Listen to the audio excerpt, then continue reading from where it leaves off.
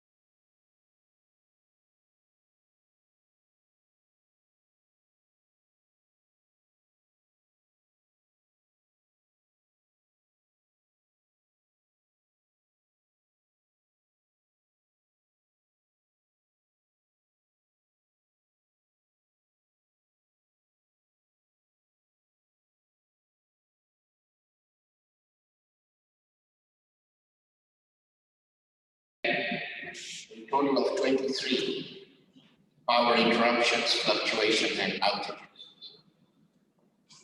This is a very high number. At times, we are told it is Uetcl and Umeme has no control over it. At times, we are told heavy rain and we have some challenges with power lines very close together. At times, there is absolutely no feedback. So this is the second concern I wish to raise.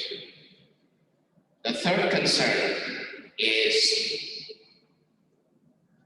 at a session here, I believe it was either in January or I have my notes in my book, early in February, a commitment was made to us that within 2 weeks, the new Mukono substation would be commissioned. And the quality of power to our manufacturing plant would substantially improve. This did not happen. We followed up and asked for answers. Finally, the Mukono substation was commissioned.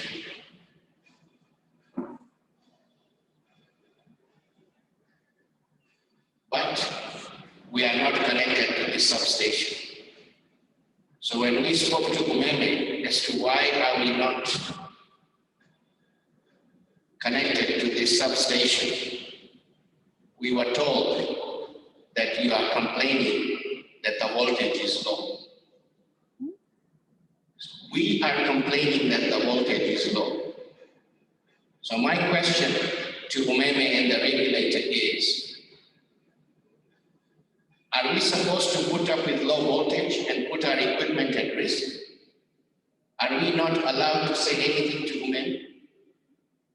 And if the substation was commissioned to help improve the quality of power and resolve all the issues that we've been having for the last 2 years,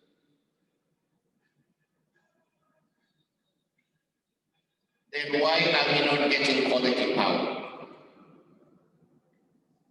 Now, I will come back to the Mukono substation. Towards the end of September, there was an issue with our metering unit. The Umeme team came, they came in during the months of October to look at the metering unit. Now this metering unit is in a very secure place. The only access to this metering unit is from Umeme. Nobody else has access to it. It was not until this past Sunday that they were able to replace the metering unit. And the reason why they were not able to replace this metering unit is because they did not have any metering units in stock. They say it is very expensive to carry a metering unit. And because this metering unit was not reading the power consumption properly, they now want to come up with a formula to provide us with an appropriate bill. We are very concerned about this and we are not in agreement with this. So let me come back to the Mukono substation and the metering unit. This past Sunday, Umeme came in to replace the metering unit. And they put us on the Mukono, on the new Mukono substation. We did adjustments to our tap settings on our transformer so that we are receiving into our manufacturing plant power at the desired level. This was on Sunday.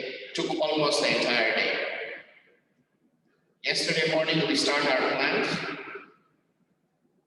11 o'clock, we get notification from Umeme that we have issues with voltage supply with other customers, not with us, with other customers. So we now have to remove you from the Mukono substation and revert you to the previous line. Now, we have started our plant. At 11 o'clock, you want to take us down. Why did you not tell us on Sunday that please wait till 12 noon or wait till Monday afternoon to start your plant until we ensure that the power supply to you and all our other customers is up to standard? Because when we stop and start, we incur a lot of waste. Because a lot of our sensitive equipment goes into lockdown. And that lockdown lasts for 2 hours. So not have we lost our efficiency in production. We have lost output. We have no utilization for our labor force. We have extensive waste. So this regulator has to look at very, very seriously. And Umeme must give definite answers. Now, let me move on to another subject matter related to power interruptions, power fluctuations, and outages. We have experienced voltage as high as 560 volts. Okay? We have even sent snapshots to Umeme on the high voltage. Now, we also had significant low voltages as well. To add to this, when Umeme takes us down for a full day, whether they have some maintenance to do, whether they have some installations to do, when we receive power, we still have challenges that once the power is connected, that the voltage is not up to standard, or instead of 3-phase, we are receiving 2 phases. On this matter, it is very important that Umeme does all their checks and balances before putting us online. Why does Umeme put the onus on us to check on what voltage we are getting, what quality of power we are getting? Are we getting our full 3 phases? And is the power stable to run our manufacturing? This is a service we're not supposed to provide Umeme. It is Umeme's responsibility to ensure that the power that is connected is at the desired level.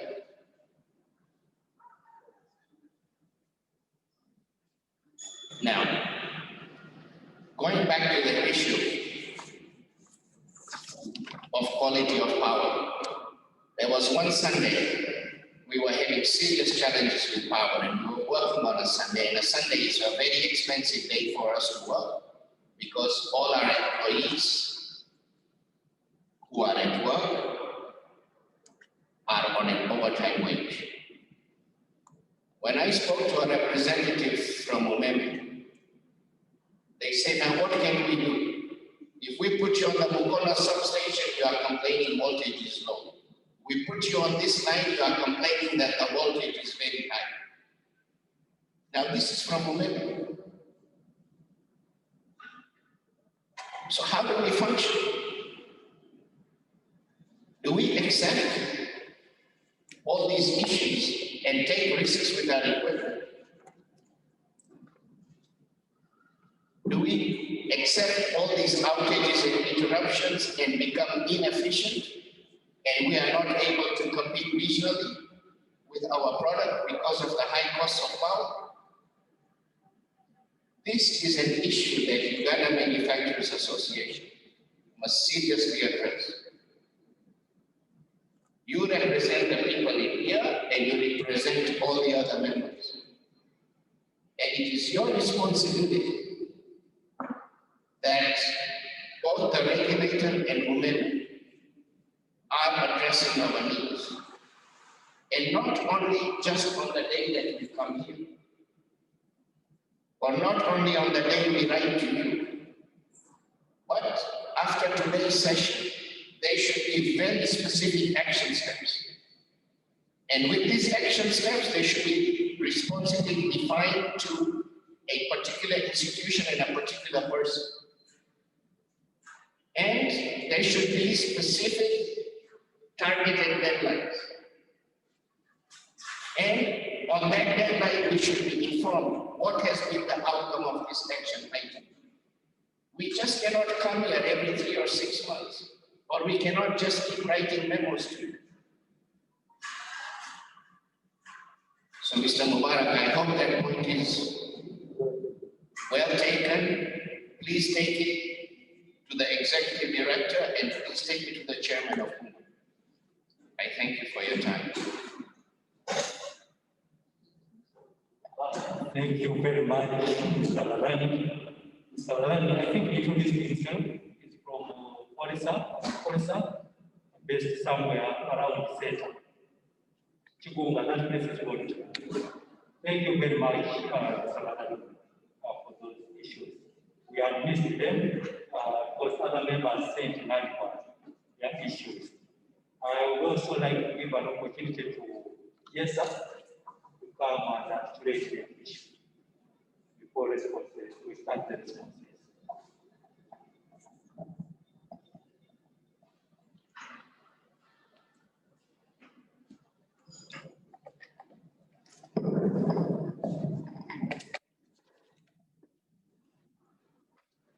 Good morning, ladies and gentlemen.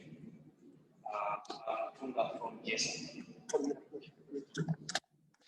We have other colleagues who are also attending this one online. Good morning, everyone. I'm Tunga from JESA with my colleague here, Gabriel.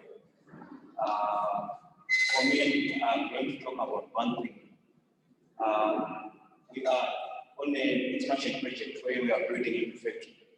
So we had notified Umeme in 2018 about our intentions to increase our capacity. And there was a letter that was sent officially to Umeme. And recently we called our local Umeme guys to just appraise us on the current development on the issue. And they expressed some doubts on the possibility of what we were requesting. So that was our main worry now that we are almost through with our project. Now we are going to, we don't have capacity. So we have escalated the issue and we got some response, but from Umeme, but it's not very conclusive. We just put to proceed with our project. Then they said we will following up carefully on the issue.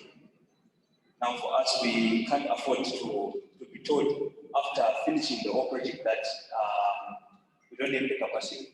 So we plead with Umeme to come to our rescue and give us the guarantee that we're going to go through with our project. Thank you.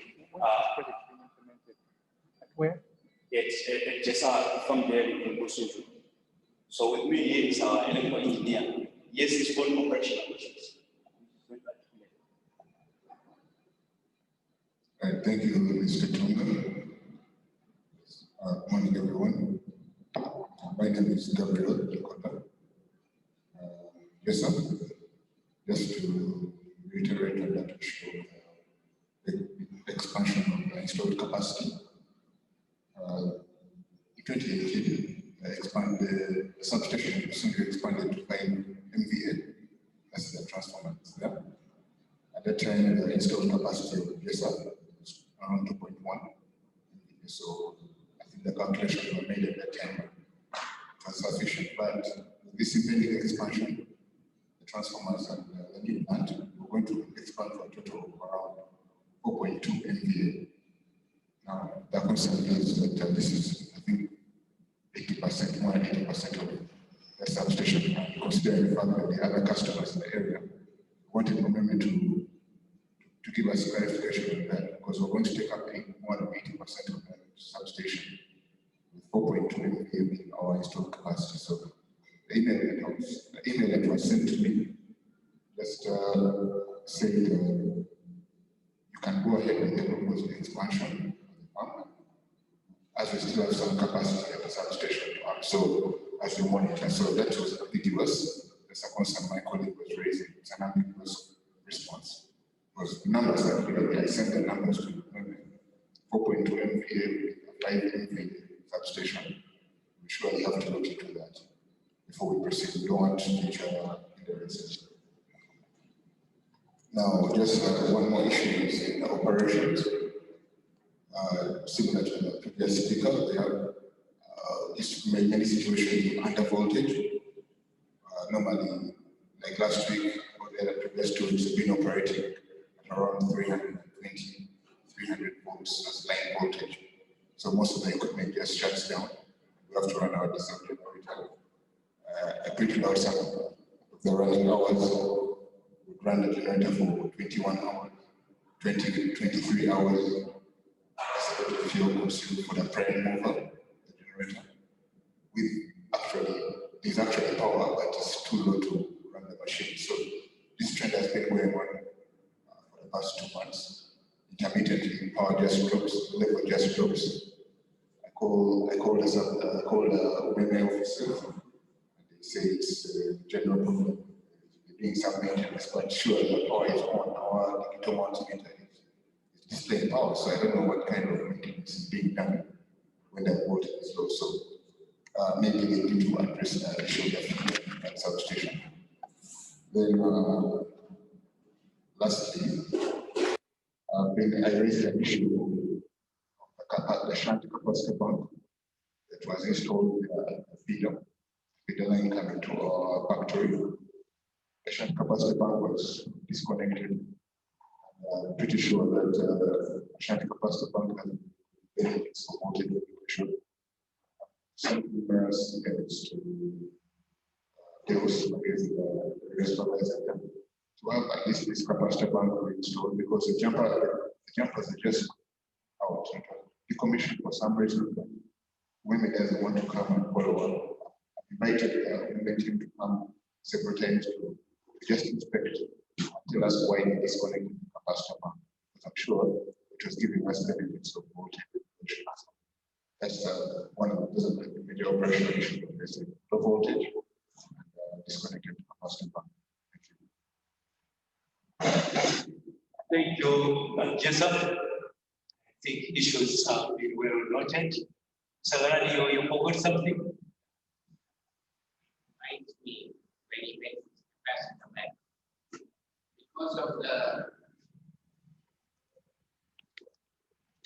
Because of the very high power fluctuations, we have lost our capacitor banks on 2 separate occasions.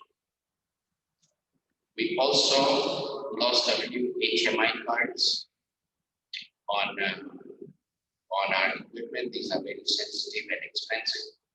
When we met 2 weeks ago with Umeme at our manufacturing plant, I very categorically informed them that I will be sending them a bill for these burnt out capacitor banks, the HMI cards, and all the other losses that we have incurred. And I will be sharing those, Mr. Mubarak, with you. And if today the regulator can tell us where we can send them a copy of these bills, because we intend to pursue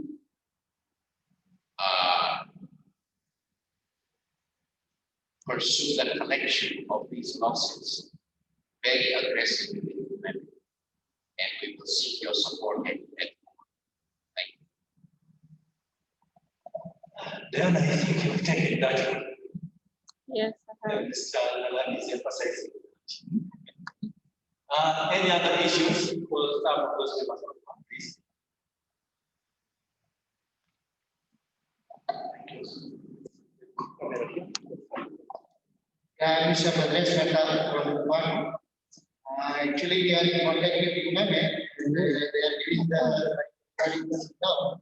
They are always giving the feedback, but breakdowns we are not getting the proper feedback. So we are asking them, and they are telling 1 hour, and it can delay up to 8 hours. So we are getting so many breakdowns in the Omni plant, and recently our plastic was shifting to Samadwe. Inside, too many breakdowns are there. Plus, mostly monthly 2 to 3 times they are stopping full day power. They told UETCL problem. When we asked the Umeme, they told they are not getting feedback from the UETCL. So that one is very important, that how we can follow with either Umeme or direct UETCL. Umeme must able to answer after communication with the UETCL. We should able to tell that when power will be back and how much time the shutdown will continue. Because we have to plan the production and make power and everything. Another one point, there is a last year the people came to us, there is a one tariff declining energy. So like you see the last 1 year projection and you consume more than that, and you will get the benefits of the declining energy. But like when actual letter came, it was not matching with the last letter. Actual letter came from Umeme that we have to consume 20% more compared to the last year, then we can get the benefit of the energy. That required to be very clear from the Umeme. It should not be like different value. What the values that they should tell, they should bill. That is. Oh, thank you very much, Kwano. I think what we are going to do now, let's try to answer the questions or issues that we are sent to ERA and those ones that we have received, but we shall still continue because we also have our other colleagues who are online. They would also like to ask questions. But let's go with that first phase, then we come to the second phase where we shall get more questions and issues. So let me invite Diana's team to see how we can answer some of the questions with so far. You're welcome. Thank you very much, Mr. Kirunda. As we reflect on the questions that we really got now, I would like to invite my colleagues from ERA seated at the back to please come to the fore here. Patrick, Grace, I don't know who else is over there. Please come to the front. And as they make their way, I would like to introduce Mr. Valentine Katarura, the Deputy Managing Director at the Uganda Electricity Transmission Company Limited, who is at this meeting with us. And I also give him an opportunity to address some of the comments that have been raised and to give his remarks about the status of power reliability in Kampala and surrounding areas. Mr. Katarura. Thank you. Most of the issues are been based although we hold the backbone. But the particular issue of Mr. Lanani, I think we need to work closely with women because when it comes, for example, to the voltages, as UETCL, we are supposed by the grid code to supply certain level of voltage to the bus bar. Now, when that voltage goes up or down beyond what is supposed to be there, then the tap changes in the substation act to bring the voltage up or down. I think what needs to be done is we need to share data. I don't know whether it's some monitoring by Umeme to have a voltage profile, for example, over 24 hours or even every week, and say, how is this changing? And then we correlate that to what we have on the bus, because it flickers. It's very difficult to have flickers on the bus bar of the UTCL side. So we need to see, correlate the events that happen. When this happened, what was happening at the back end? So I think we need more data when it comes to those flickers, the correlate between Umeme data and our own monitoring of the whole substation. I also want to comment because you talked about when it brings back with the lines, the water is up, or if some things are missing. I think here it's a communication issue, and I think they need to be developed some return to service protocols that are followed and the checks that need to be done. I think some area that needs to be looked at there.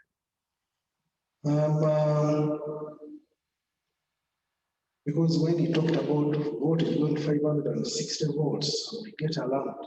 We need to find out exactly what is happening to make that voltage that high. And I understand there is data, so that data has to be shared and analyzed by our. And we normally have monthly operations meetings between Umeme and Uetcl. So some of the things should be discussed, but data is of essence. So there's got to be monitoring by Umeme to see the voltage profile.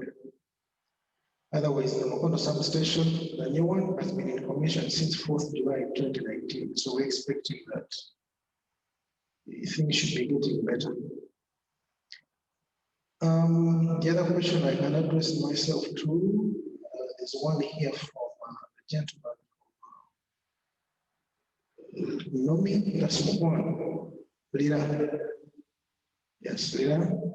The line from Tororo that passes Soroti up to Lira is a very long line, very old line since 1963, wooden structures.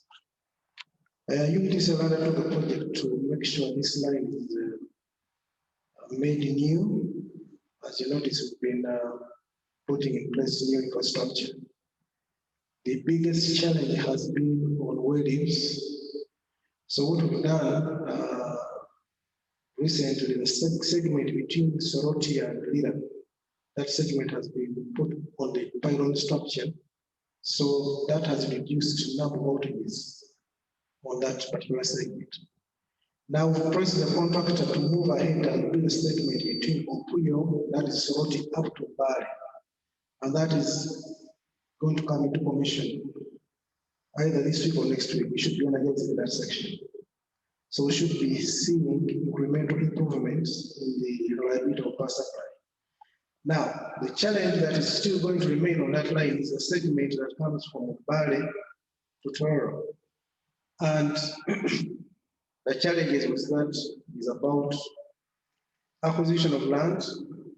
We've been facing an injunction to stop works in that particular area for a long time. We've used all methods convincing, but the owners of the land had gone to court and placed an injunction there. So we are now thinking of trying some other not very orthodox means, if need be, to make sure that segment gets finished. Because otherwise this project has been going on for a long time, 6 years, that is unacceptable. So that is what we are doing. And of course, later we put the second transformer, the substation itself. So that is what is happening. And of course, once we finish, although that line is also facing problems of access, land access, once Karuma comes online also, we should be able to get supply from Karuma to Lira. But still, the Lira people there are giving us a lot of trouble when it comes to access to land. But those are the plans to make sure that we've got improvement there. And of course, there's a newspaper. I saw somebody talking about supply to West Nile. Now, supply to West Nile, that area has been almost islanded because it's not been connected to the main grid. It is 314 kilometers from the nearest grid, the bigger transmission grid. And as you might be aware, we just entered into contracts to have a line constructed from Lira to Gulu to Mebi to Arua. The groundbreaking was done, I think, last month by the president. And we are going to have substations at Kole, at Gulu, Mebi, and Arua. It's a double circuit line. And this line is going to be completed by October 2022. Now, in the meantime, in Lira itself, in West Nile, there's Electromax that is beefing up supplies there. Of course, there is also Genemax, who is coming up to put up another mini hydro plant of 5.5 megawatts, in addition to a 3.5 Nyagak one. And there is another plan to bring a solar plant in West Nile. So those are short-term bridging solutions. But the main solution is connecting that area to the main grid when you put this infrastructure in place. So if everything goes well, again, the biggest problem is the land access. That's where the challenge is. And of course, there's a plant at Asua, which is going to produce about 82 megawatts. Once the line that comes from Asua to Gulu comes in, that will give us another alternative supply to the northern region. So that in case you lose supply, feed from one area, you can feed from that particular plant. I thank you. Thank you very much, Mr. Katalira, especially for sharing the plans to improve power supply in the West Nile area. And also pointing out the issue of communication between Uetcl and Umeme. We shall follow up on that to make sure that it happens. Now, as we prepare to answer all the issues raised here, I think I would like us to get started with a little chat about the declining block tariffs. Patrick, can you get us started?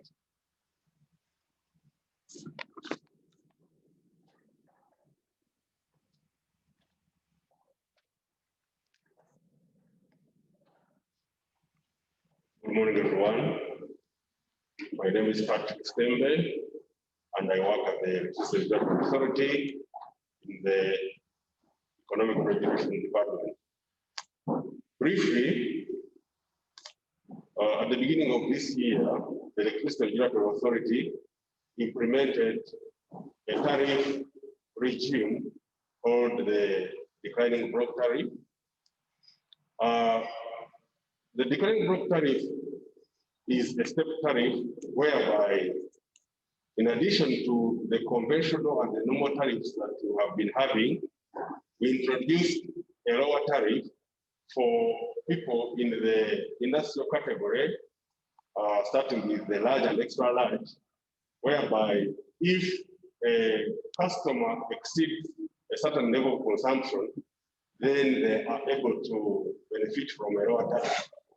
The major reason was that we wanted to see whether we can help the manufacturers achieve competitiveness if they are able to unlock new markets by expanding consumption when they are afforded lower tariff. So based on that, a tariff was set at a lower level for all industrial customers in the large and extra large category. And we determined threshold that were based on previous consumption. We need to note that these consumption thresholds were set in such a way that we should give a fair and non-discriminatory opportunity to every customer to increase their consumption and benefit from this lower tariff.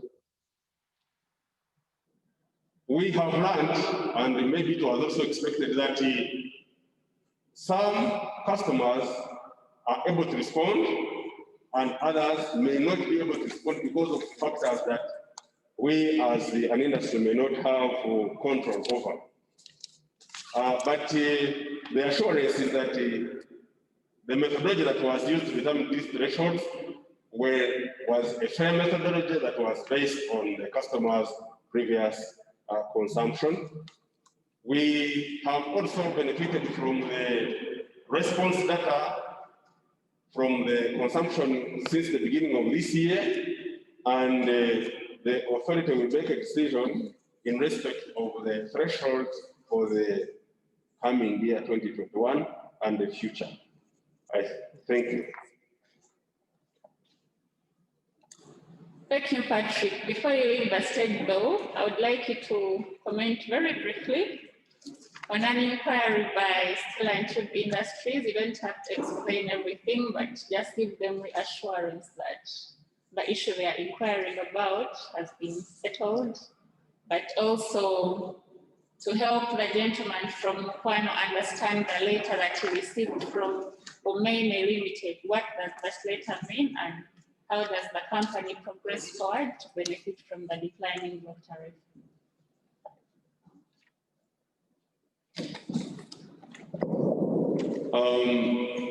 I think I beg to understand the specificity of the issue from Kwano.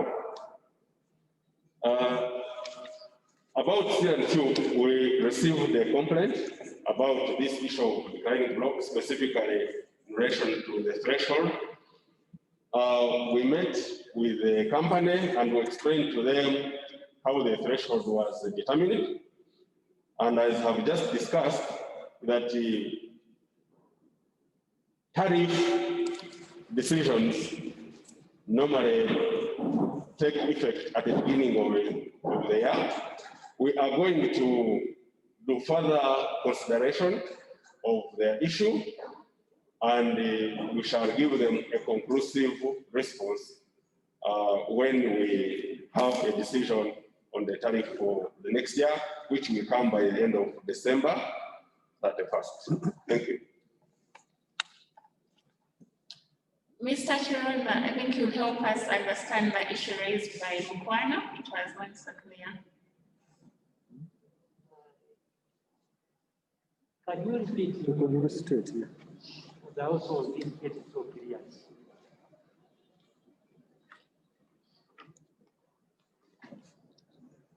Thank you for giving chance to explain me. So when last year this declining tariff was came, metering unit people came to us and they told, like, you have to see the last 1 year consumption. So total average of the 1 year consumption, if you are exceeding, suppose it is a 1 million, if you are consuming now 1 million 100,000 units, 100,000 you are going to get the benefit. But when the letter came from Umeme, it was showing that your minimum threshold value will be 1.2 million. Why this 20% exceeding? Like, what is the, as per the ERA, what is that rule? Is it the same value average of the last 1 year, or maybe the 20% more compared to the last year average that I want? That's clear there now? Yes.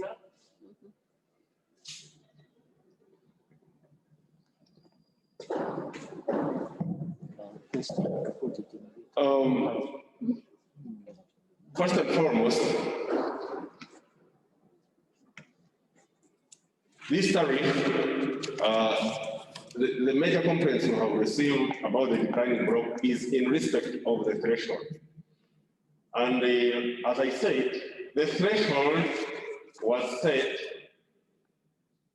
on the basis of giving an equal and fair opportunity for all customers in the large and extra large category to increase consumption.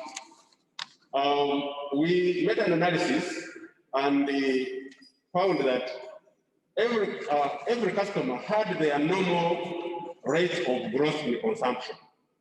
So we took into consideration the normal rate of growth of consumption for each customer.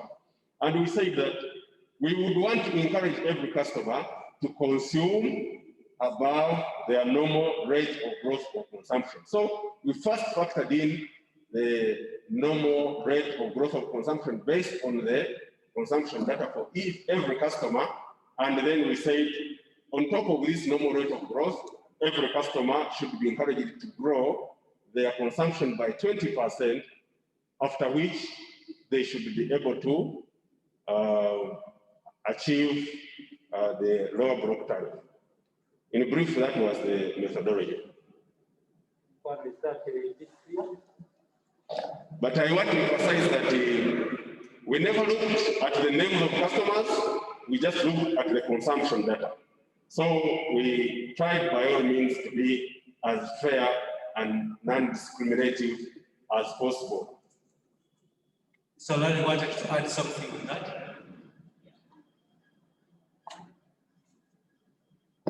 As you answer is once, we have that one close.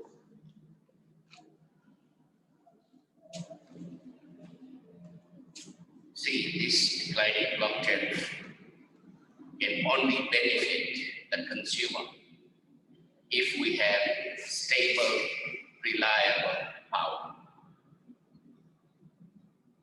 All the effort, all the time that you put in by introducing this tariff for the benefit of the consumer, regrettably, cannot be realized.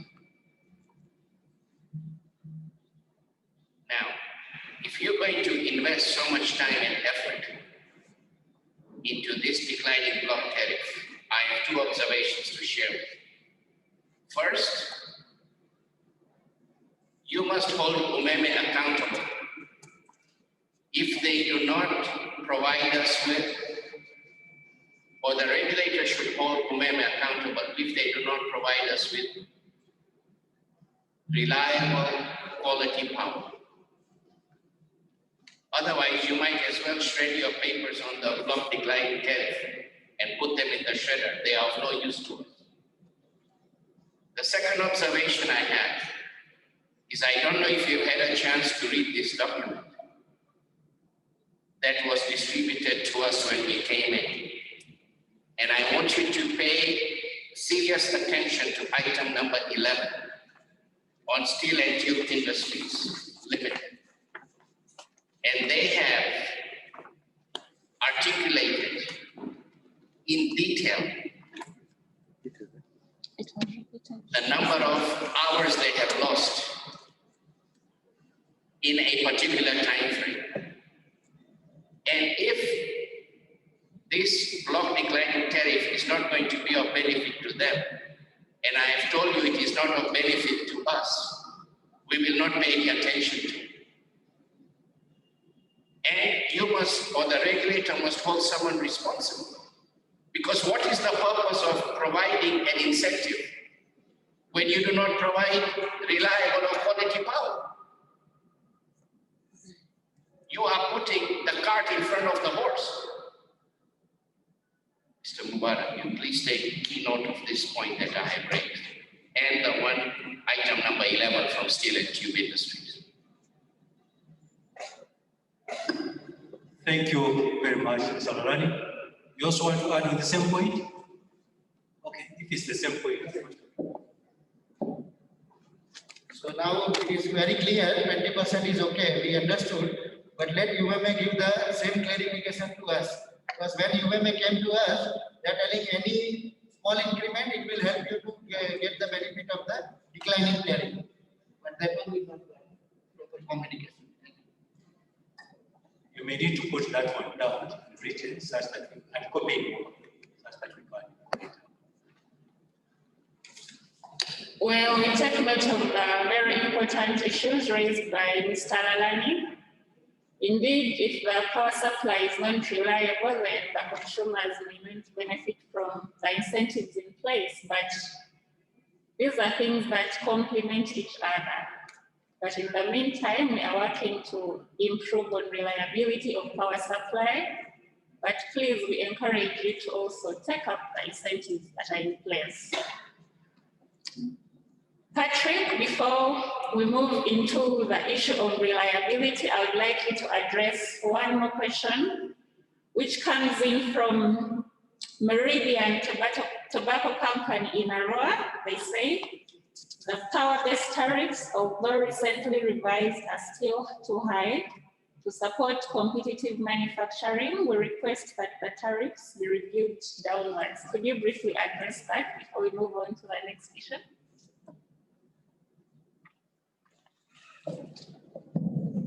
Thank you very much.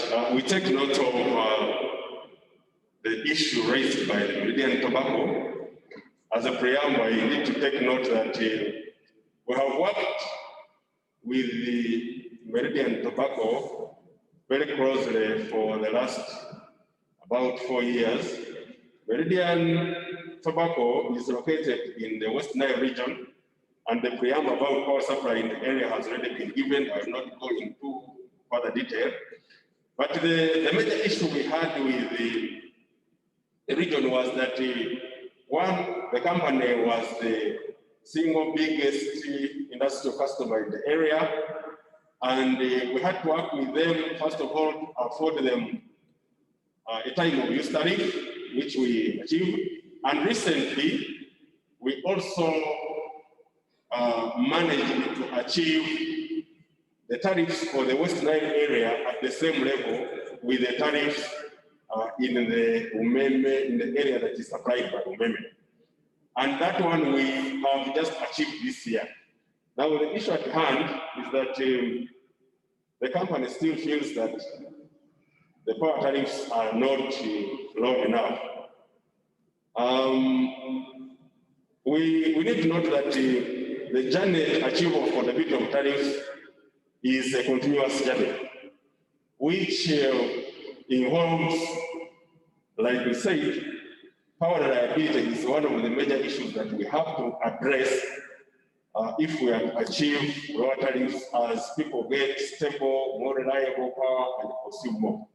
So we take note of the issue raised by Meridian Tobacco, but we also need to inform this meeting that we have taken very good steps and we have made progress, especially in levelizing and bringing more affordable tariffs to the West Nile area. Specifically, we have worked closely with the Meridian Tobacco Company for them to achieve a better and lower tariff. We shall continue to work with them as we work with everybody else to ensure that the issue of reliability is tackled, which we think will bring further benefits in lowering the tariff. Thank you. Thank you, Patrick. Now we move on to another issue of interest, reliability of power supply. The matrix shared by UMA for the participants as they walked in, page number 2 and bullet number 3 has a complaint from Lukonde Cotton Company Limited and Oladot Ginnery, Kalisa. It says, we are having power outage every week 2 to 3 days. Sometimes it occurs every after 2 days. We have gone further to solve the issues as a company to allow operations, given the reluctance of the service provider using some manpower to help Umeme solve the issue. Okay, I'll stop reading here, but I would like Grace to get us moving on the reliability issue. I know we have very many issues to do with reliability, but let's get started with this particular one, then we can get to address the others. Where is it? Okay. Still until Road. You've been reading here. I was reading this one. Thank you, Diana. Yeah, what about? The reliability issues globally, as a regulator, some of the things that we have done, but the specific details will be given by the service providers that are present. Is Mr. Lalani, truly the complaint, no feedback is accurate. However, we observed that as a regulator, we may not be hands-on real-time, and we may not be very preview to the real-time experience of the customer on the network. So the platform for reporting outages was more of a platform to give us more information to intervene on issues that are very persistent. And that's why we kept out of the scene, not giving the feedback that you expect. But behind the scenes, actually, we do work. When we see those messages in the WhatsApp groups, when we see those complaints, we call up, we do the background working to push the operator to actually act.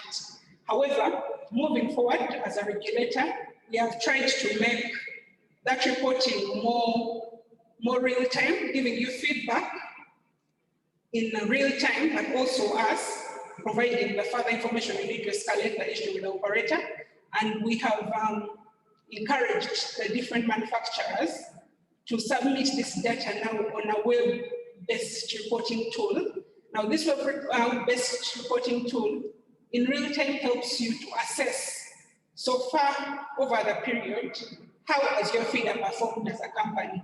you get that feedback in real time. When you put in and populate, over a period, you can actually quantify what exactly has been happening over your feeder. We also later on go into the same system and quantify. And many times when we seek that information, is at times when we want to push that to solve the issue that has persisted over a period. We are, as a regulator, we are not like operators. We don't have we can't exactly respond like an operator real time and respond to a complaint that is raised. But in the background, we actually take actions, we follow up, and we monitor closely the challenges that you are having. This line I'll get back to, just wait. So we commit to probably write back to you and communicate that over a period we have observed that this is the issue. Over a period, these are the actions we have done and taken with the operator, and with the operator, this is the commitment. That this is the persistent issue, and this is the commitment that will be taken. That we pledge, and we're going to improve with that aspect. But you should be rest assured that we actually take action when we see these reports coming in and these complaints coming in. However, Umeme will give you more details of some of the issues that are persistent. For example, the delayed connection of you getting supply from Mukono. I'm sure they will give you feedback on that. And there's been also persistent issues from steel and tubes of the power quality that is gotten from Namanve, and still they'll give you details on that matter. The beauty of it, we also have Uetcl here, the number of issue, the challenges of quality may be displayed from Uetcl. So they may give you more reassurance of what is being done on the quality issues, so that your supply certainly will be improved over a period. But it seems slow from the person experiencing these outages, but there is work in the background. It's happening. Mr. Lalani.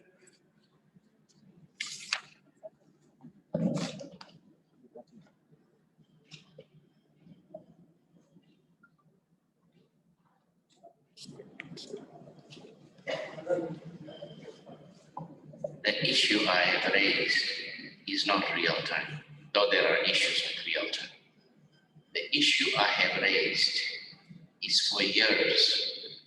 We are providing you a monthly incident tracking report where the date, the time, the actual number of minutes or hours that we have lost power. Whether it was a planned outage, whether it was an interruption, whether it was a fluctuation, and so forth. Now, you will agree at the past session, the regulator clearly mentioned or committed that within their network, this report was not being looked at. And the regulator would make an effort to ensure that this report, not only from us, but other consumers, would be looked at. Since then, we have had no feedback. Yes, you are telling us a lot of background work goes in place, but once in a while, write to UMA or write to us that we have analyzed all your reports for the past quarter or for the past 6 months. These are the discussions we have had with the service provider. This has been the outcome. So the efforts you are making, we can recognize that. But in the absence of communication, we don't know what you're doing. And if you are not able to provide us with feedback, why is the service provider not giving us feedback? This is being sent to Umeme every month. Once in a while, we get an acknowledgement. Report received, noted. End of story. Don't they have a responsibility to respond to a consumer? Why are we taking the time and effort to document all these power outages and submitting timely on a monthly basis? Should we not have a response? Can you not tell the service provider that they should respond? Now let's go to real-time outage. Yes, there is a platform and we are appreciative of that platform. But to me, unless we pick up the phone and call Umeme, even though we have reported it on the platform, sometimes for an hour or two we have no feedback. And when we call Umeme, nobody has reported this to us. So how is the platform being monitored by who? So now we don't even wait for an hour. We call after a few minutes. And 9 out of 10 times Umeme tells us, nobody else has reported a power outage.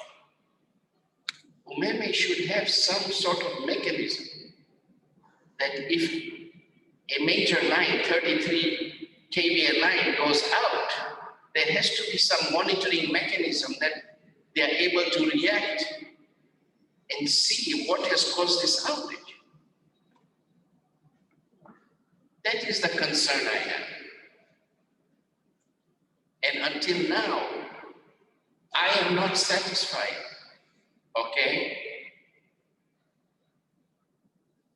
with the absence of communication. I appreciate your efforts, but if you don't share with us, how do we?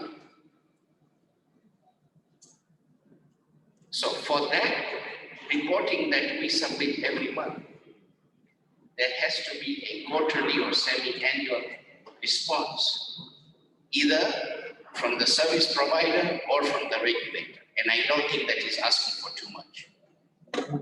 Thank you.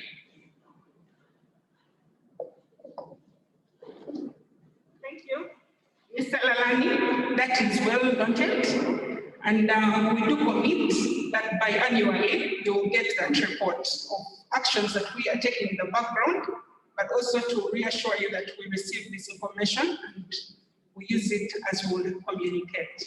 However, it should also be noted that on matters of the web reporting, 17 of the WUMA members have submitted their access details and they have been configured so they can actually report directly onto the web reporting tool, which will be further utilized and feedback will be given every after 6 months. Thank you, Mr. Lalani. On matters of communicating outages from the operator, I request Umeme to give more detail on those aspects.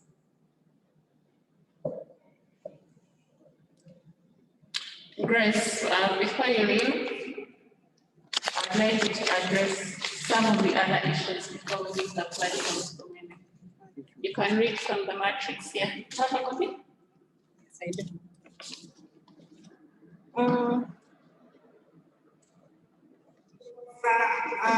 An issue raised by Meridian Tobacco on issues of power outages. And the power outage attributing factors in West Nile were both the challenges of the water levels, especially during drought zones, and the other challenge was network related. The network related issues are being handled through, of course, improved maintenance of the network, but also through investments. Onrico was facing a challenge of poor protection grading over their network, and some of those investments have been approved by the authority and are being implemented, and hopefully think that trips of the overall generator due to a through fault will be reduced. So this is still an ongoing process to see this improvement, but we are in great faith that the supply is going to improve. The other action that the authority has taken on the challenges of the water levels, it has also brought on board the diesel and the thermal plant that has 8.3 megawatt capacity that we expect to still help with the supply challenges. So power outages, we believe, are going to reduce over the period. They're under monitoring by us, authority.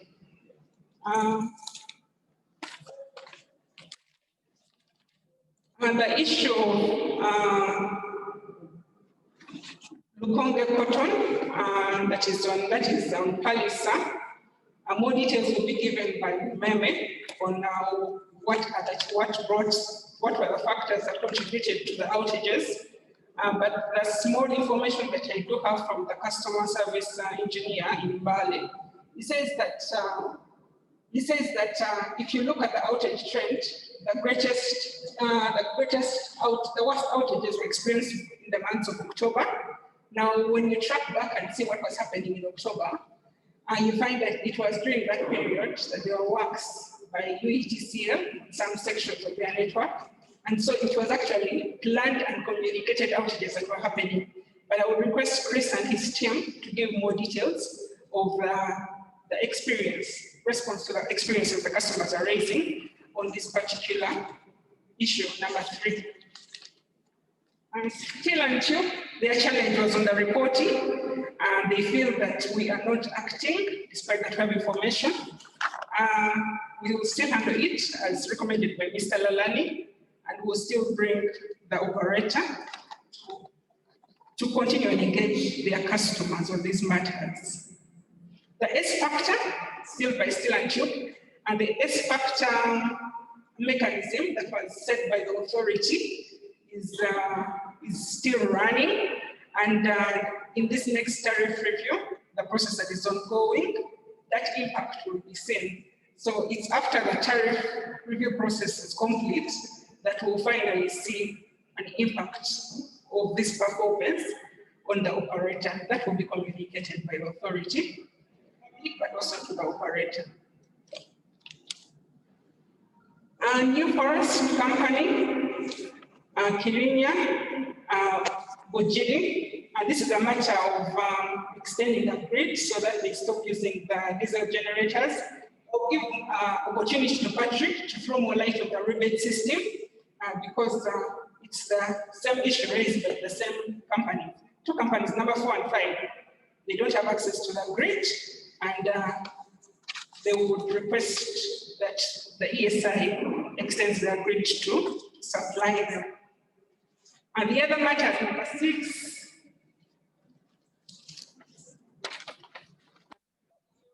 look closely, number 6 to number 10 are issues that concern operational relations in the grid, and I request Diana that this will be handled by the operator Umeme. These are areas that are in their concession territory. The declining block on number 11 was handled by Patrick, and that is it. Is that just? Okay, you can take a break, Grace.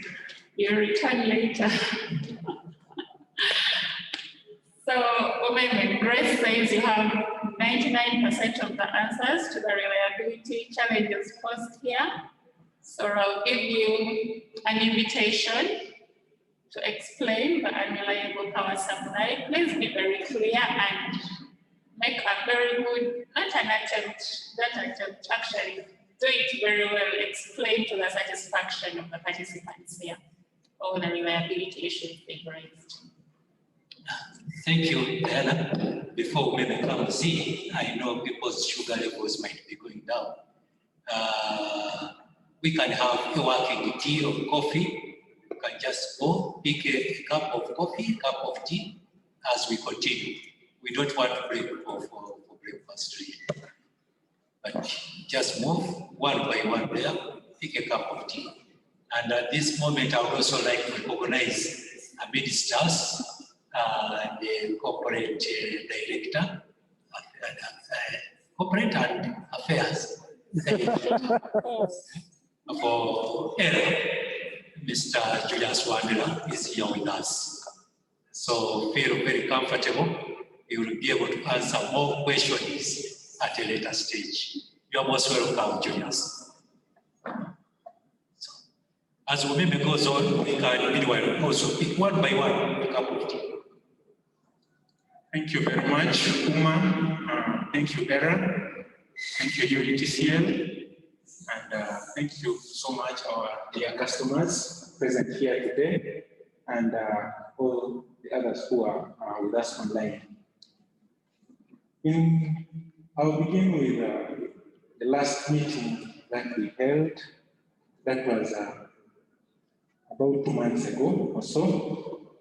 And I have observed that some of the issues that are raised here actually tally with those that were raised also in that meeting. Specifically, I'll talk about the Umeme Industrial Park area, where we have customers like Africa Polysubs, still an issue.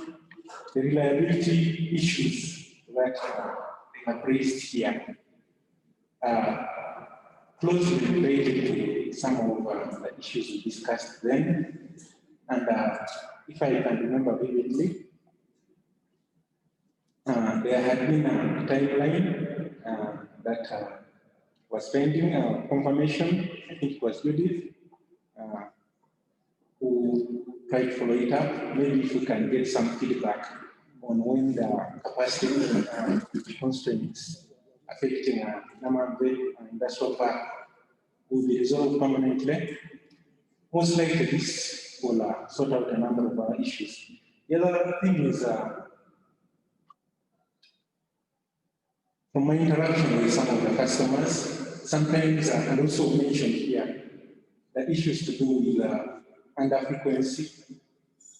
I would also like maybe if you can shed more light, because there are times when we've had engagement, say, with the control center, and also we talk with the transmission control center, and the issue that is causing the outage is to do with under frequency, which is closely related to capacity constraints. Maybe if you can get more light on that as well. Grace asked me to talk about Lukonge cotton in detail. Indeed, as the new Deputy MD of Uetcl has mentioned, there have been shutdowns on the stretch between Opuyo and Tororo, and Lukonge Cotton Company, especially Oladot Ginneries on the Kiki line, that has been affected by the streaming works on that line. So around about the time they say they had outages, it was the issue, as Grace has put it. Mega Industries had an issue as well to do with the maintenance and service of the transformer, and also they talked about line spacers lacking on the line. This was addressed, the line spacers are now in place on the line, and then also the dropouts were installed.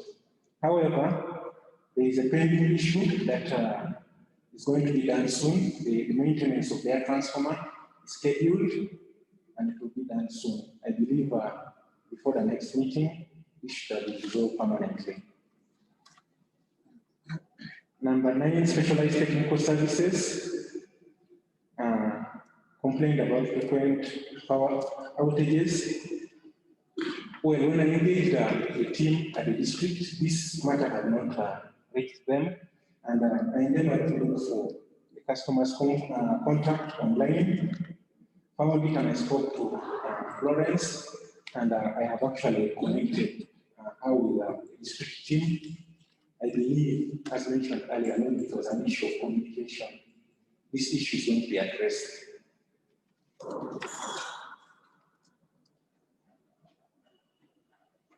Item number 10, Uetcl Bakery complained about frequent outages and melting of cables. Now, Uetcl gets a supply from a shared distribution transformer that is located here at Mat Abacus. And over time, their load has grown, and I believe they were informed about it. However, even the alternative source that they requested to be put on, as well, has receiving other customers and may not be able to take care of their needs.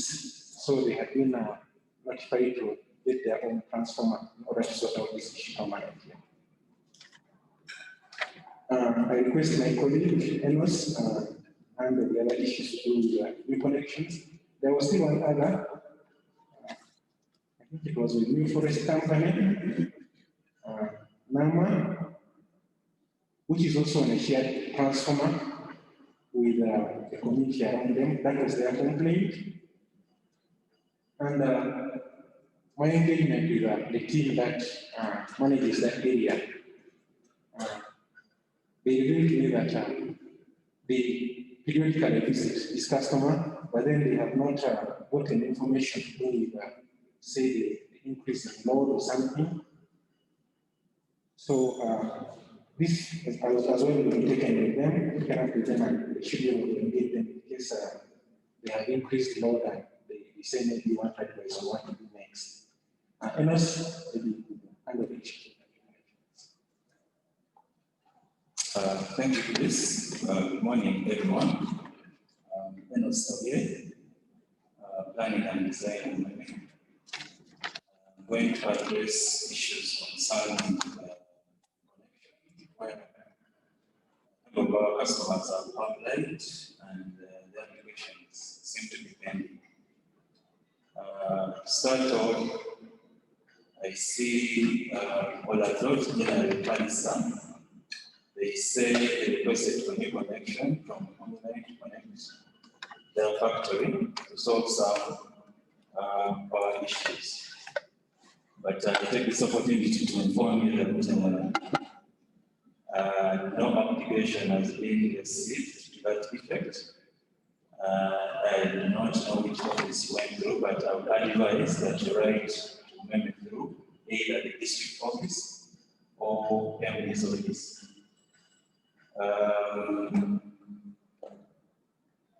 The issue to do with New Forest Government in plantation have also said that they applied for connection. And I'm glad to inform you that this application has been received. Umeme, we reached site, we done surveys, and about 5-kilometer MV line extension from our parent feeder has been proposed, and also a ground mounted transformer of capacity 500 kV has been proposed to that effect. So anytime soon, the condition will be on your door. Next, I see New Forest Company in the Mwansa plantation, Pasana district. Same comment, no application has been received. And I suggest you should follow the same procedure. Writing to Umeme through MD's office and either the district office. The same applies to New Forest Company, oil plant in Namamitiana. No application has been received yet. I would also like to talk about, I see another comment from the New Forest Company, Umeme plantation. This is in Chiboga district. Still the same comment, no application has been received. Uetcl bakery, we received your application. Interested in power connection in Ngara branch about 2 months up. And I'm glad to inform you that this was surveyed and the quotation should be, if not yet with you, it should be on its way to let me also talk about the reliability issue raised by Mr. Lana, Steel and Chips. The challenge of our reliability and quality, as you may be aware, Umeme is in the process of evacuating the Namade South substation, which is the ATC substation. we believe that without evacuation and integration of customers within the park, many of these challenges to do with the reliability of supply will be addressed because one, we are looking at giving dedicated lines to some of the key customers, and this will address the power interruptions that probably emanate from other customers connected on the same line. And we are also looking to supply including an alternative line. This will be off the Namambe link. So we believe in those two supply lines, reliability issues will be partially solved. As I speak now, the project is in progress. I think it is now at approximately 60%. My colleague will correct me on that, since he's on ground. Let me also talk about Mr. I've forgotten the name, but you're from Yesa in Busonju. You intend to upgrade your capacity to 4.2. And have an issue to do with low voltage at the factory. Like you rightly put it, in 2018, Umeme undertook upgrade of the substation from 2.5 to 5 MVA. And at the time, we thought this would address the power needs in that area. And now that we have intentions of even upgrading further to 4.2, I think from 2 point something, 4.2, from the design and planning perspective, we are going to take this up and we shall come up with the best solution to supplying the power demands. Regarding the low voltage, you mentioned that the existing capacitor banks, which are close to your factory, were disconnected. This I'll follow up with the district team to find out why. There could be an issue with the capacitor banks themselves in terms of their operational ability. So this has to be followed up. Then the gentleman from Polysax, you mentioned about the power fluctuations, the power outages, and also the interruptions experienced on that line, which is we call it Mukono 2 from Namambe. As Umeme, we undertook a project to evacuate power from Mukono North, which is a diesel substation. We thought this would address many of the challenges in Balada and Mukono area, where we propose to integrate and also split some of the major lines, which are Mukono 2 from Namambe, and also some other major lines like Mukono 1, Nachifuma, and the like. Some of the power outages may have been as a result of some works that are ongoing, because the project, as I speak now, is around 80–90% completion. So we are still doing some works to do with the evacuation and integration of the lines within that park.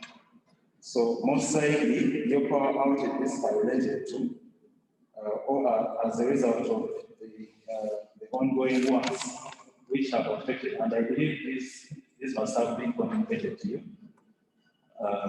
This must have been planned shutdowns where our works are ongoing. Concerning the fluctuations, as Umeme, we had envisaged that when we split Mukono 2 from Nama, that is, we supply some of the key customers like Seal and Tube, like Kampala Cement, and we take them off that line, Mukono 2, and supply them from Mukono North. That will address many of these fluctuations, which were emanating from those big customers. But if this is still being experienced, the ongoing works notwithstanding, which have affected the power supply reliability, I propose, or I promise that Umeme is going to look into a possibility of supplying polysacks with a dedicated line, but this will depend on their capacity, their capacity. But that is an option, and also as we wait for the full completion of the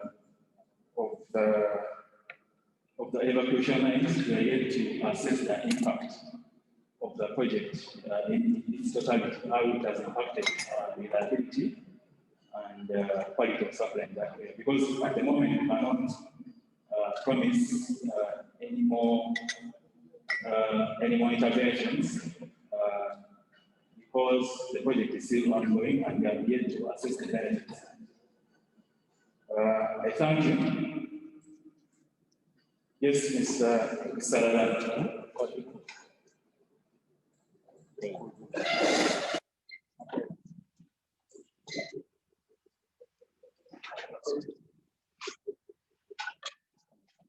See, I appreciate your feedback. However, Mr. Mubarak, I am of the opinion this process of this session is very flawed.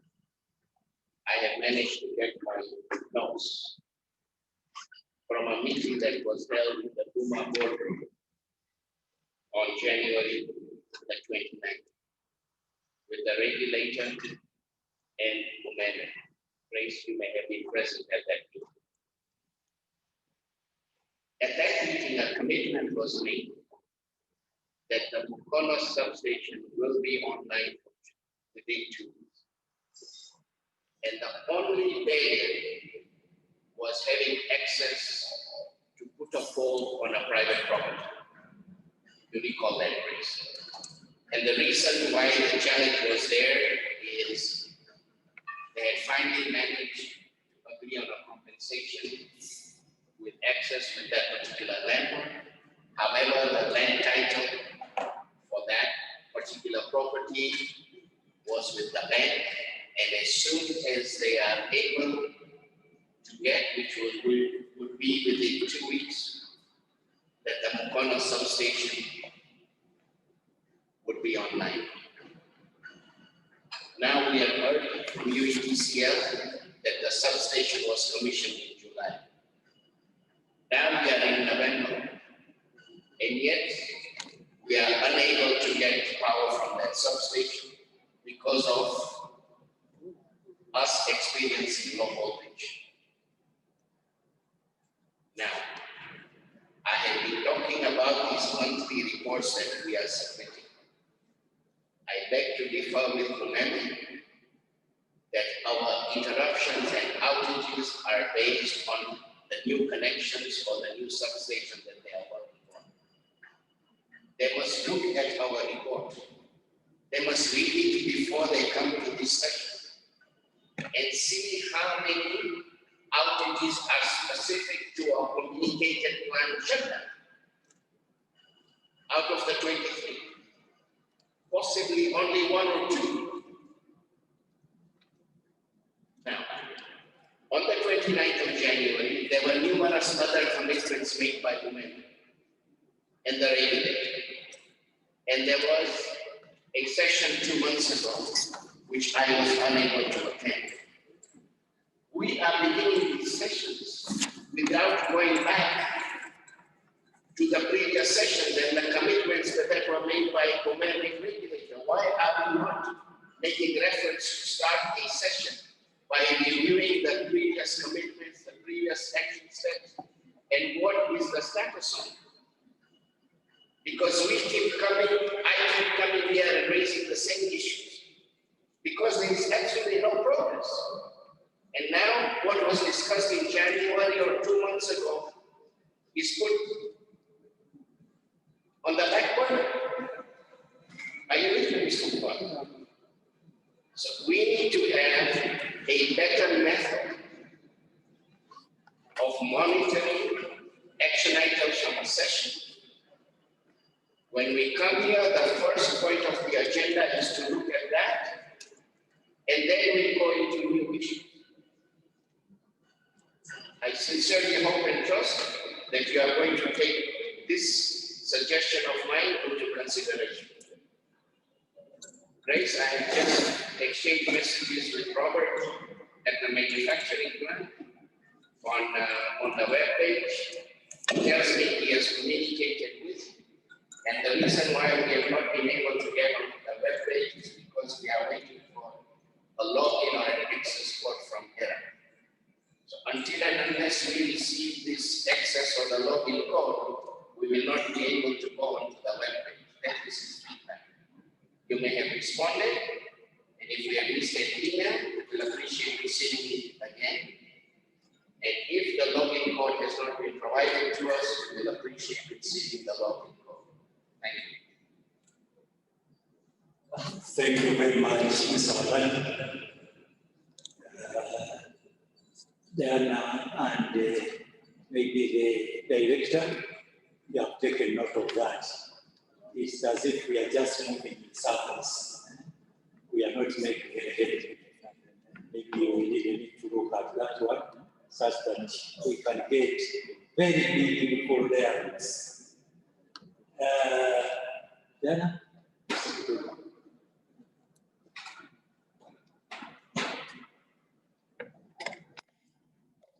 I'm not certain that the Umeme can finish their submission. It was through. Chris, have you finished with your submission? Okay, but before you close it, I would like you to speak about the metering thing that Mr. Allen talked about. Sorry? The metering unit. The replacement. Yeah, there is a hand. I'll come back to that. I'll come back to today.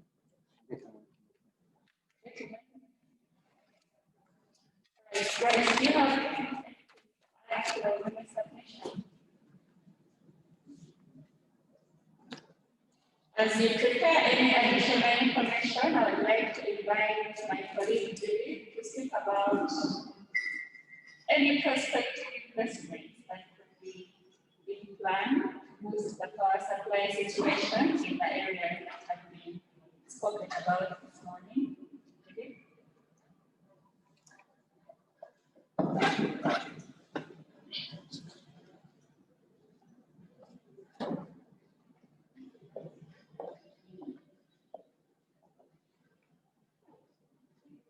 Good morning, and thank you for the meeting.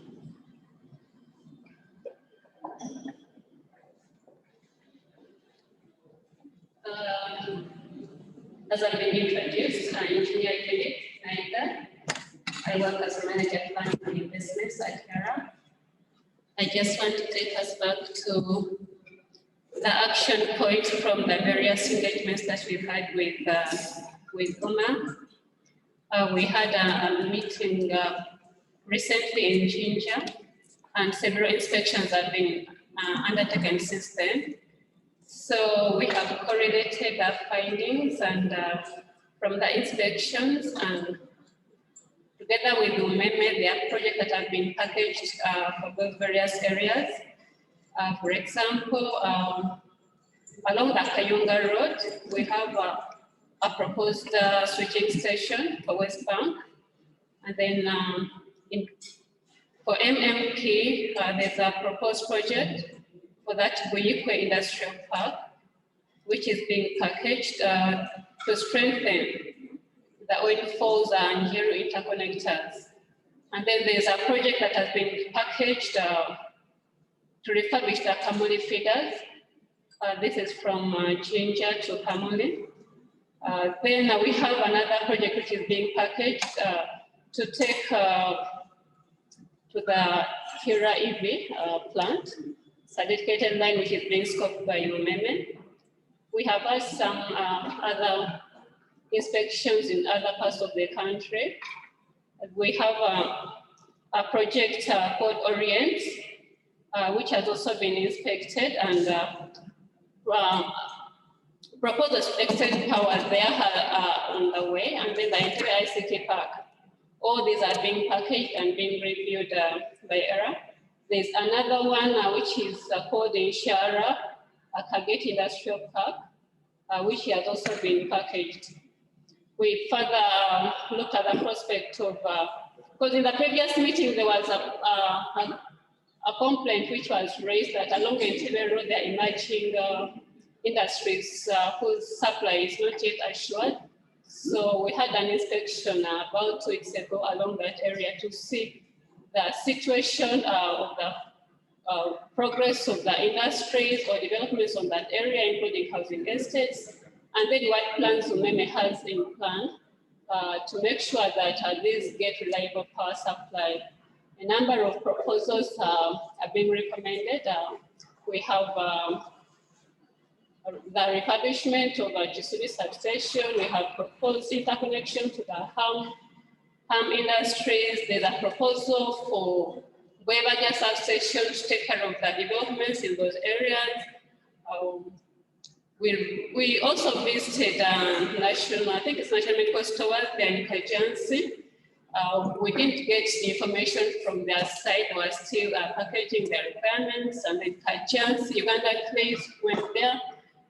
Unfortunately, we did not find a technical person who could give us their plans. But generally, as ERA, we have been proactive to follow up with the information that you raised, and we have visited, and we want to correlate this with the information that Umeme is packaging for the 2021 investment plan, which is currently under review and will be considered by the authority by December.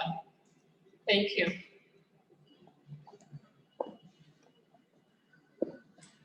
Thank you very much, Judith. From Judith's submission, it is important that we plan together. As you're planning to invest in a place, let the authority know, let your distribution company know, so that we are planning for this together. Now, Mr. Kirunda, I think this is the time for us to address the questions that have been submitted through our online participants. Let's have those. Thank you, Leon. Simon, can you read us those questions?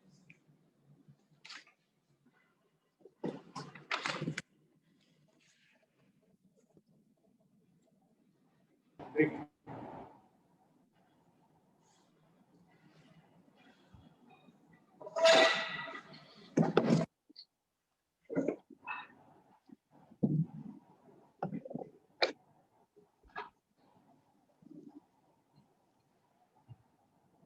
You want to read them?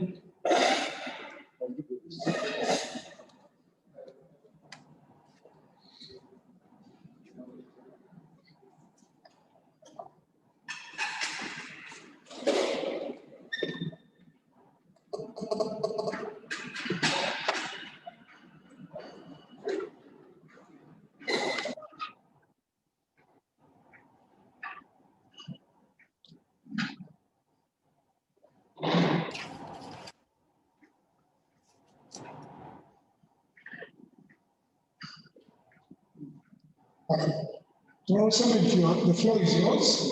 Please, you can just go ahead and pose your question. You on the question. You said you can go ahead. Hello. This is Tororo Cement. This is Tororo Cement. Yes, please. Hello. Now we have problem with our power fluctuation, and it is very frequent.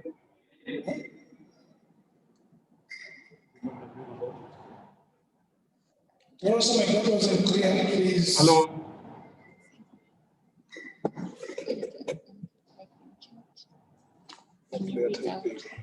We have problem with the power fluctuation.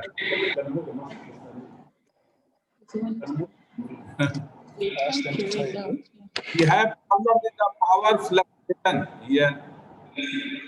When we are asking to Tororo, that engineer always they are saying it is a distribution transmission problem, and from transmission it is taking a lot of time.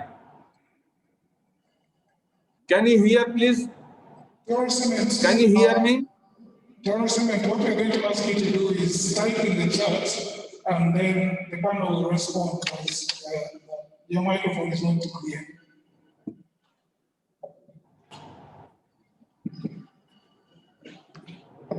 Okay. You can't hear?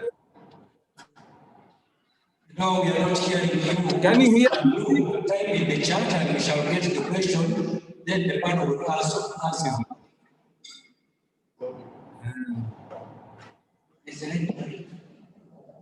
Can you hear, please?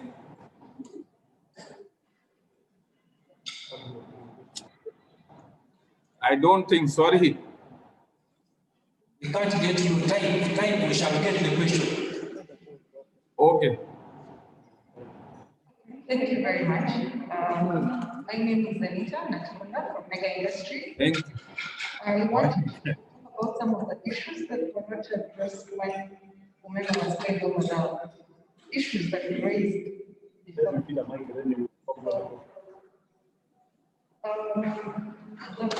most important issue about our bill. We have two sides. Our bill, the amounts are double inexplicably because our consumption has not changed, and yet we have put in this complaint, and in the same spirit as some other people have already said that when these complaints are raised, we have no feedback, and upon trying to follow up, we are even told that we are going to disconnect you until you pay. We are trying to sort out the issue. On the other hand, we are receiving, should I call them, threats.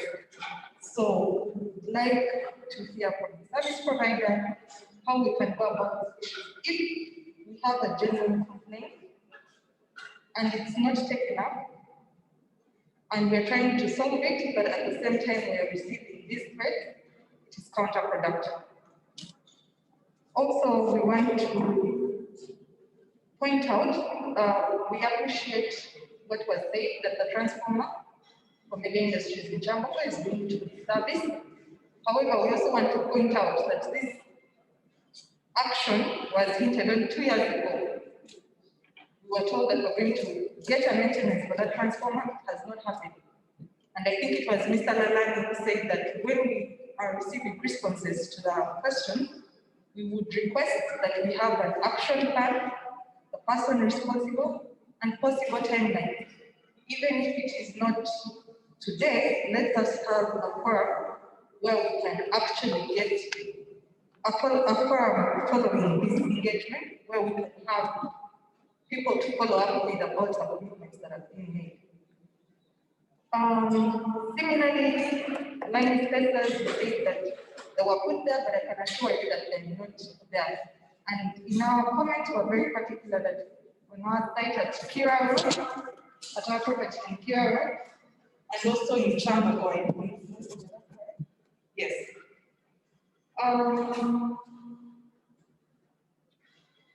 Yes, the continuous power fluctuation. You have managed to address them for the different people in their different areas. But what we want to emphasize is that the power fluctuations are really a danger to our machinery. And I can give an example of Sunday.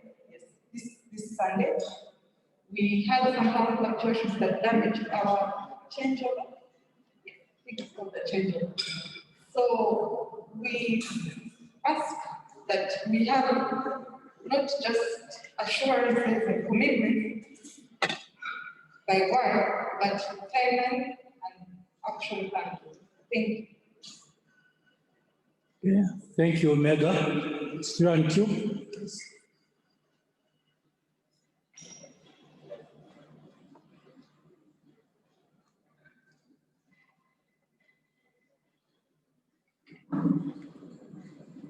Thank you so much. My name is Still when Mr. Patrick came here, he tried to talk about the declining law issue. I don't know, Mr. Patrick, I went to the meeting which we had, the online meeting which I was attending in August. Because I remember that Mr. Wandera was part of that meeting. We told the issue, our issue was about the calculations were wrong. And we shared with him the right calculations and said, you're going to be back to us. That one did not happen. Because we sent emails and then we didn't get a response from that email. When you told me we are going to work on it by 31st August, sorry, by 31st December, I don't understand what you mean by that. And then I want to suppose so maybe now we are not having medical issues that everything is now fine, but the issue was over voltage. But I think that comes with some adjustments. And now we are a bit of a problem identified, and I think they are waiting a bit back from the station, and everything will be well. Thank you. Okay. Thank you for your compliment. Any other? Mr. One. Then Sugar Allied, get ready. Mr. Mubarak, I hope you will allow me to excuse me to leave because I have other business matters to take care of. But in conclusion, I am not satisfied with Umeme's responses to it. Not at all. They keep sending different people to these sessions. Where is Abby today, the regional manager? He should have been here. He was here in January. He was at my premises 2 weeks ago. We need some senior people represented here by Umeme. As you can see, they completely dodged my issue with the metering unit. They did not even respond. So, if you expect me to return to a forum such as this, I want to reiterate specific action items, specific responsibility, and specific. If that is not in place, come back here. Now, second line is they said it's okay now. He keeps telling me that UETCL does not show up at these meetings. And they are part of the solution. They are part of the problem. I have not heard Umeme say anything to UETCL today. They are quiet, they are hiding. So if they are UETCL, let them on the table. Let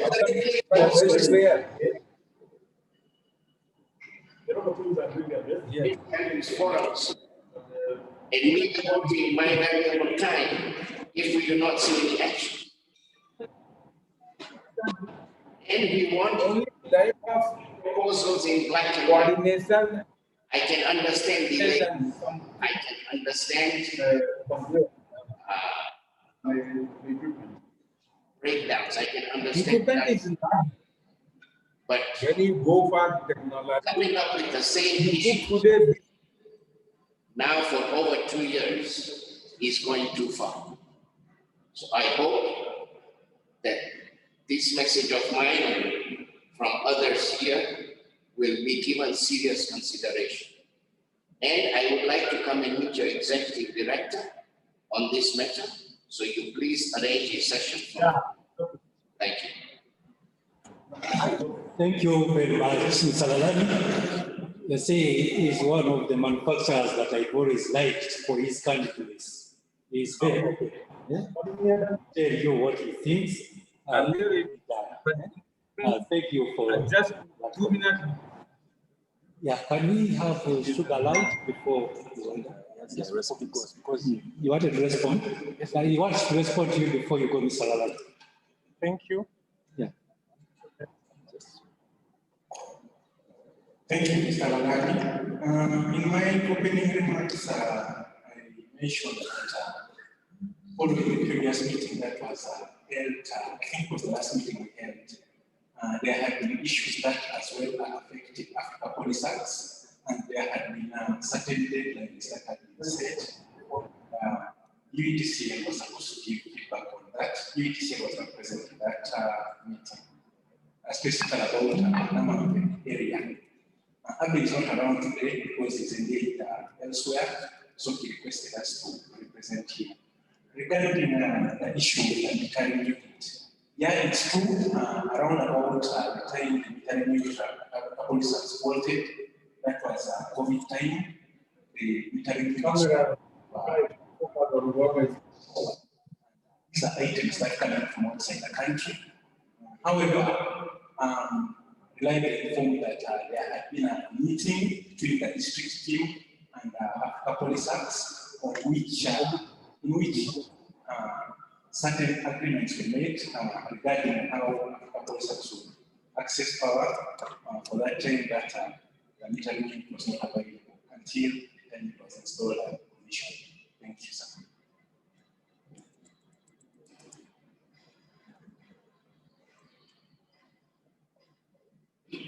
You see, this is what happens when different people come to such sessions. COVID cannot be an excuse. If a metering unit goes out at the end of September, we have been out of lockdown for how long? What we were told very specifically is metering units are very expensive to keep in stock. That is what we were told. We were not told about COVID times. So, speak to Eddie, tell him why did he tell us, or his team told us, that metering units are expensive to keep in stock. Yet, your excuse is COVID time. Just like COVID does not exist in Tanzania, it does not exist in Uganda. Okay, get on to business, take care of the consumer, and provide us with the reliable quality power and the service that we expect. That should be your mandate, that should be your priority. And so far, in my personal opinion, you have failed. And there should be no reason why the Ministry of Energy should consider renewing the power agreement with Umeme. Under no circumstances should Umeme have a monopoly on power in this country. And that is something I also want to discuss with the executive director. Thank you. Okay, those issues are very well noted. Maybe Diana, allow me to read something from Tororo. We are trying to struggle to go through. This is Tororo Cement. We have a problem with the frequent power fluctuations. Whenever we ask local engineers, saying it is transmission problem. That is their issue. Then there is also one from MMI, Ginger. We are faced with similar issues, frequent power outages, fluctuations, high-low supply, improper protection, grading, lack of discrimination. I don't know, is that a technical term? Discrimination. We too lost a number of equipment on this, and we have written to Umeme on this. So those are some of the questions that are coming online. In fact, there is even one, but didn't say which company. We also have an issue at our site in Namape. Umeme came some time back and installed a low voltage pole on our plot without our permission. We wrote Umeme about it and asked them to move it. Somebody from them came and saw the pole and promised to move it. It's now more than 2 months and nothing is done yet. despite several reminders. Okay, then in addition, let's have sugar and allied industries. Good morning, everyone. My name is Rajdeep Singh. I'm from Sugar and Light.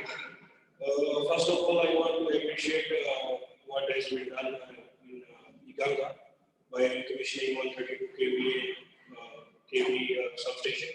Now the power is much stable and voltage is also within a range. But however, this line between Iganga to Kaliro factory, it has a very poor quality infrastructure. Poles are any thunderstorm, any rain, there is always some breakdowns. Like on 22nd and 23rd, we experienced 24 hours operation continuously. And I have already physically shown to Mr. Dickens, who is there. I showed him the poles which are not straight, and also some post insulators are completely bent along with the cross arms. And I have shown to them, anytime there is lightning in the post insulator, it just got busted. I already posted on the group which is made between the factory and Umeme in Ghana. So this is a very major concern. Then power fluctuations are disturbing, like 9 to 10 times every day.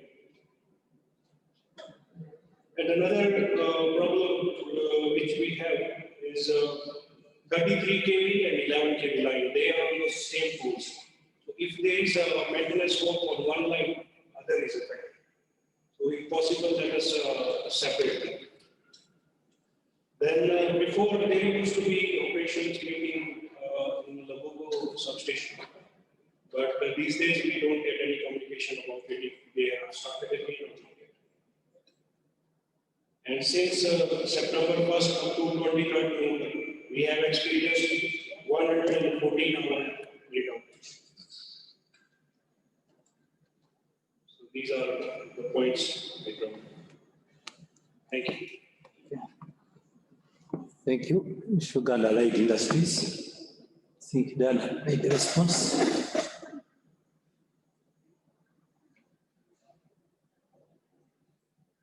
Thank you for these additional questions, issues raised. Now, many of these are going to be addressed by Umeme Limited, but the gentleman from Steel and Tube Industries, the issue is a little too specific, so I suggest that we have a discussion with Mr. Kitembe after the meeting so that we are able to understand each other. Right now, I'll invite Umeme to address the rest of the issues that have been identified. I request that you address these very specifically and preferably starting in the order the issues were raised. That means that we start with mega industries and touch on each of these issues one by one, explaining carefully and satisfactorily. Please. Thank you. For mega industries, I will generally say some work was done, and whatever is pending is also going to be done and completed. Fortunately, our team is aware of the issue raised, and we're going to address them.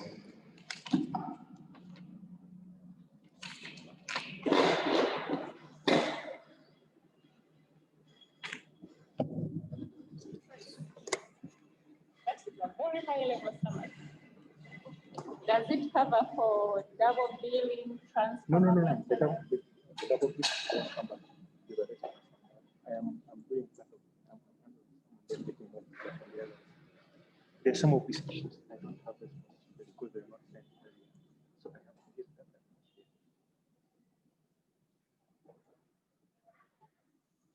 that. Thank you, Chris. Responding to the customer who raised the complaint regarding the unhealthy pole on someone's plot in Namambi. I would like to ask whether you've escalated this? Have you written to Umeme officially? If not, I would advise that you write to Umeme officially through the survey and oilings manager. This issue should be addressed. The gentleman from Sugar and Allied Industries, Uganda, talks about the unreliable supply along Ika. As Umeme, we've identified some of the root causes, and this being that most of that network is under areas that are prone to bushfires and flooding. So as Umeme, we've undertaken a proposal to convert that line to concrete poles, convert the wood poles to concrete poles, and we've written to the regulator for an approval to that effect. So we believe that should address that issue. I think that's it from me. Cement fluctuations. Unfortunately, I didn't get the issue very well. Yes, please. Send me the mic.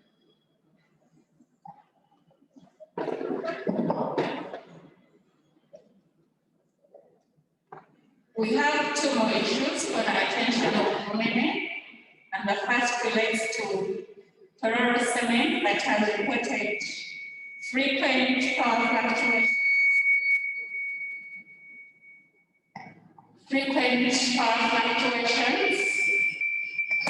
With some figures pointing to Uetcl and others pointing to Umeme. So maybe I'll give Mr. Katarina a chance to also comment on this one. Then the second issue for your attention, Umeme, is LMI data. It's also power fluctuation and improper grading. Thank you. The issue of fluctuations, I think it's a simple place to talk about this. It's a constant analysis. Because when you're looking at the Uetcl substation, there's no way you have what it is doing that cannot happen. But there could be that we may have to also study customer behavior.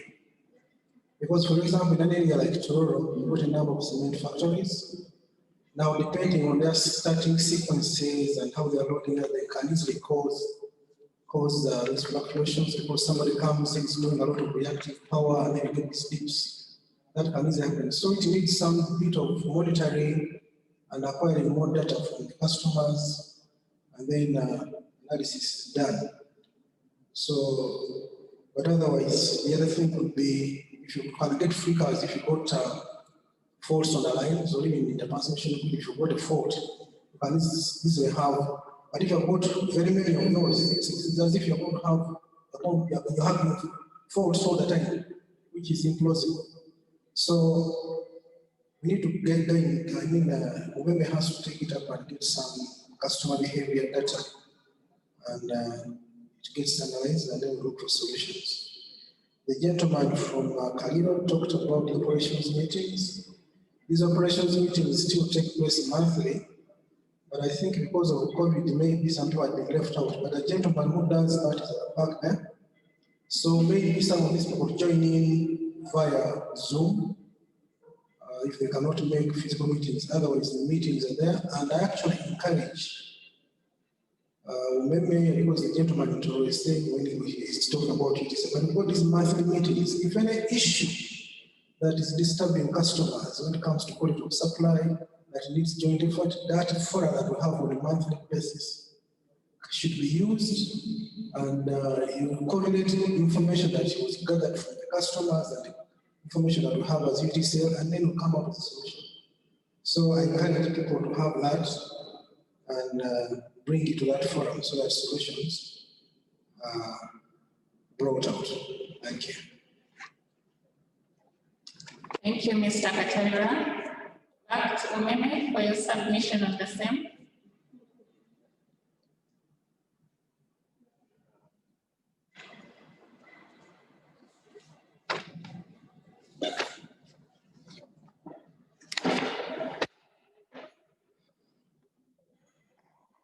Thank you. The Mr. Katalira has rightly put it. As Umeme, we are going to undertake system studies to further inform on the problem. That is Tororo Cement and PMI. Thank you.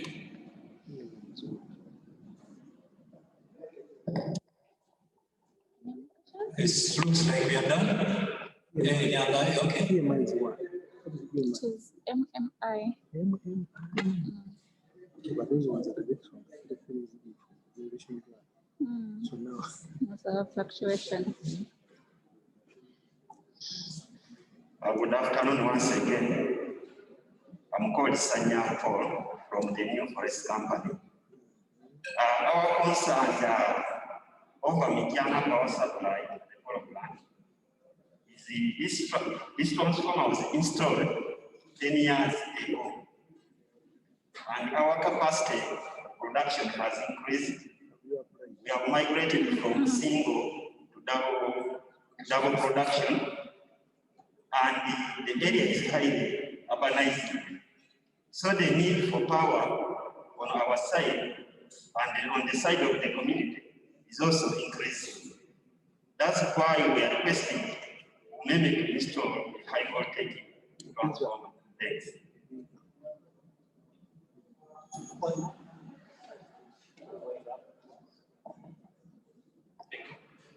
So you told us that you're going to replace the wooden poles with concrete poles. Is there any timeline and how much time it will take to implement?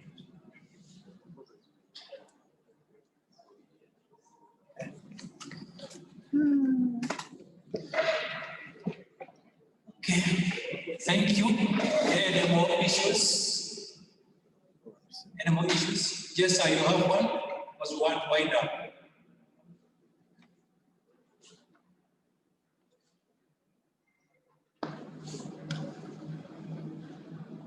Yes, thank you. I've got one issue. Transformer plant was expanded to 1.6 MVA. Before the transformer was smaller, so the change of protection, I think we're still using fuse dropouts. One of the fuses, they had an issue with one of the fuses getting burnt or something. So one of the fuse dropouts was with a thin wire. The new forest company guys about to overall change they have not applied. But I want to say customer apply, but they also the option to protection type on fuse dropouts or something. So yeah, just a farm at the farm. So right now we're being protected by thin wires and fuse dropouts replaced by thin wires. So transformer is bigger now. So I think I raised that issue as well. We need to change the protection on the Umeme side. Yeah, in fact, something more from Tororo Cement. They are saying, they are requesting Ella and Umeme to send their somebody, particularly Tororo Cement, because the local engineers seem not to be helping them at all. I think you tell him that one has been well noted. So I think we are coming to the end. Would you like to respond to what he has just said? I would just like to respond about one other issue that had been raised earlier by the industries about dealing. I have gotten more information on it, and the team at insists that they have not received this complaint. Michael Puto, and says he welcome, and anytime they are very willing to resolve this issue at the district. That's the feedback I've gotten for you from the operations manager. And then the another issue that was raised by sugar and allied industries, Kaliro. A section of the line I think you are talking about has been scoped. There is a plan to submit it for an upgrade concrete poles. So as this is being done, but some maintenance on that line, refurbishment actually. So if there are still other issues that maybe you would like to report those as well to be addressed.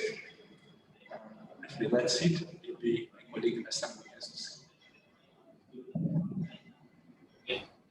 A gentleman from Press Company, Tiana, raised the concern regarding their current operational needs in terms of power at the plant. My advice is I don't know if you've written to Umeme yet, but I would advise that you write to us with the clear declaration of your power needs, either through the district or the MD. There was another one.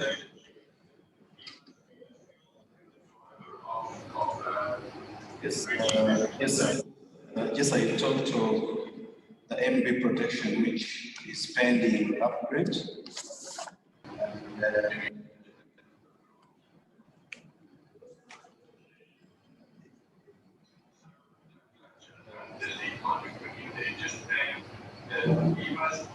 Just as the transfer to 1.6 by 1.6.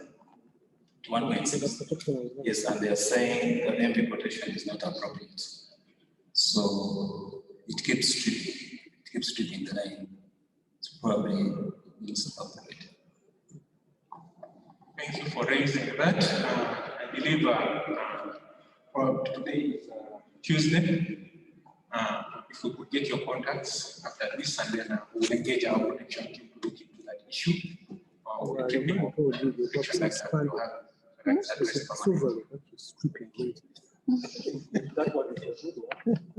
Just what you do, exchange your business cards with them, because you have even the other bigger issue that you need to follow up about that upgrade. So you exchange your contacts with them such that you can have an easy follow-up, even a one-to-one meeting. Yeah, as we come to the end, I don't know if Diana has something to say, but I was requesting that as we talk of the way forward, we also give a chance to Julius Wandera to say something, because I know it's going to play a very big role in our way forward. And what I can contribute on this is that we need clear communication. Without clear communication, we are going to continue in these circles. Like you saw, one of my members went out a little bit dissatisfied. So we really need to do proper communication. You see, with communication, at least people get to be in the know. The other time we were in Ginger, I was having endless phone calls about electricity problems in Ginger. After we did that proper communication today, I'm a little bit relaxed these days. So as one of the way forward, please, let's think of proper communication, either from ERA, Umeme, Uetcl. Because when our members get to be in the know, they will not complain so much. Thank you. Thank you.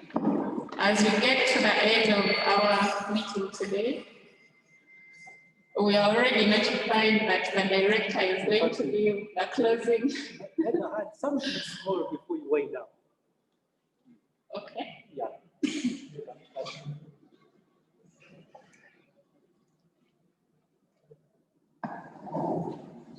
Please. Thank you. Mr. Jim Myers, Operational Manager of the Industries.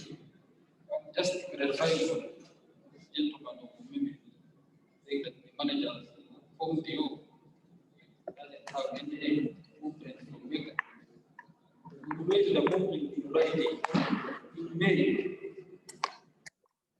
That's what we are saying, that individual people, as women, we don't pay.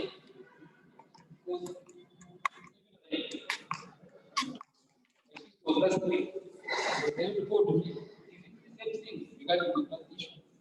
Asking me, and they explained much. But up to now, and I'm wondering again, For clarity.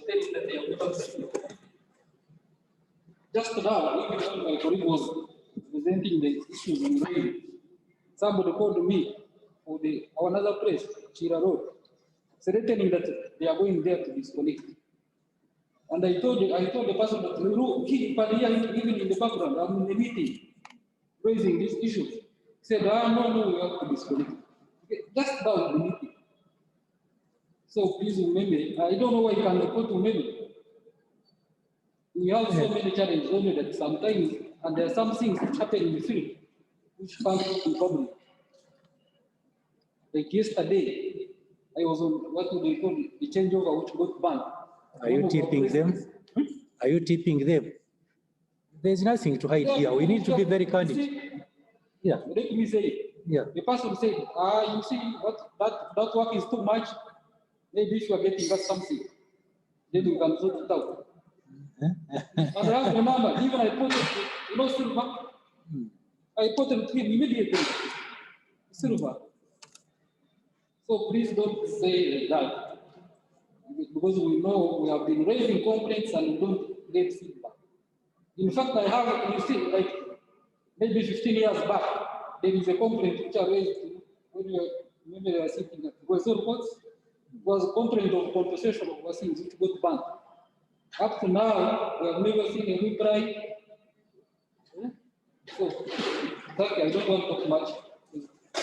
Yeah, but that's already much. That is quite a lot. Okay, we appreciate the additional information from the veteran from Mega Industries. He asked where he could report to Umeme if he's not satisfied with their resolution. And I would like to tell you that the answer is the Electricity Regulatory Authority. I would like to encourage you to speak to me after this meeting so that I can give you the detailed procedure. But for the rest of the participants, if you have a complaint that has not been satisfactorily resolved by your distribution utility, please report to ERA. We have various channels through which you can reach us. One that you could take note of now is the telephone number 0200 506 000. I repeat, 0200 506 000. You can also send us email and you can also reach us on our social media channels. If you have any complaint that is not resolved by the distribution utility, let us know. As we get to the end of our meeting, I would like us to touch on two issues briefly. One is the process of the New Forest company getting a transformer upgrade, and I would like Engineer Judith to inform the participants of how they obtain an upgrade. They say their transformer is 10 years old, it can no longer serve them satisfactorily. And after Judith, I'll invite Mr. Kitembe to tell us about the energy rebate policy and how the participants here or their peers can benefit. Judith?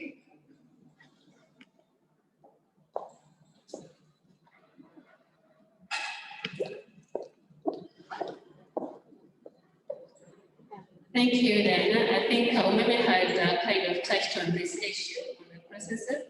But what you can do is to log an application to Umeme district for that area, or you write straight to Umeme MP and you put error in copy. So just in case Umeme is not responding fast enough, error can take it up and remind them to respond to your application. And once that application is responded to, they will still come back to error, where it will be reviewed by the authority for sufficiency. Then it will be approved for Umeme to execute. Let's briefly, that's the procedure. Thanks.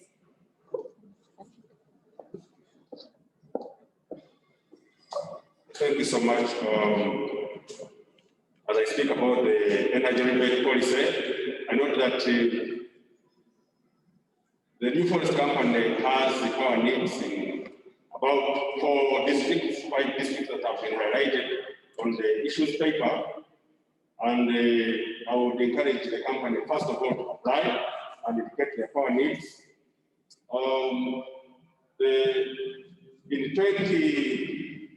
2017, the Electricity Regulatory Authority approved an energy rebate policy.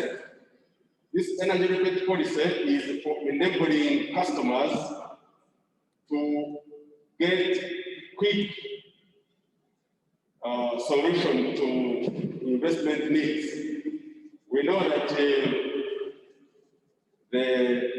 there are so many investment needs, there are so many people who want infrastructure needs, line extension, upgrade of transformers, and many other issues to solve reliability problems. So,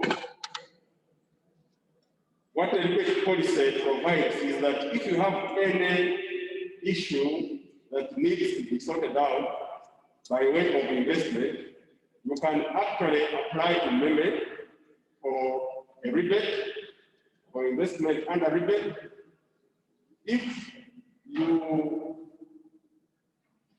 when Umeme is implementing the investment plan, there are some issues that customers may not be willing to wait for. So if you have an issue and you want to have it sorted out as a matter of emergency, if it has not been included in the investment plan of Umeme, you apply, then the authority allows you to put in your own money to make an investment using a certified electrical practitioner, a certified electrician, and then after you have put in this money, when you consume power, after making the investment, whenever you consume power, then your bill will be rebated. There will be some reductions that are made on your bill so that you are able to recover the money that you invested in either the upgrade or the line extension. So,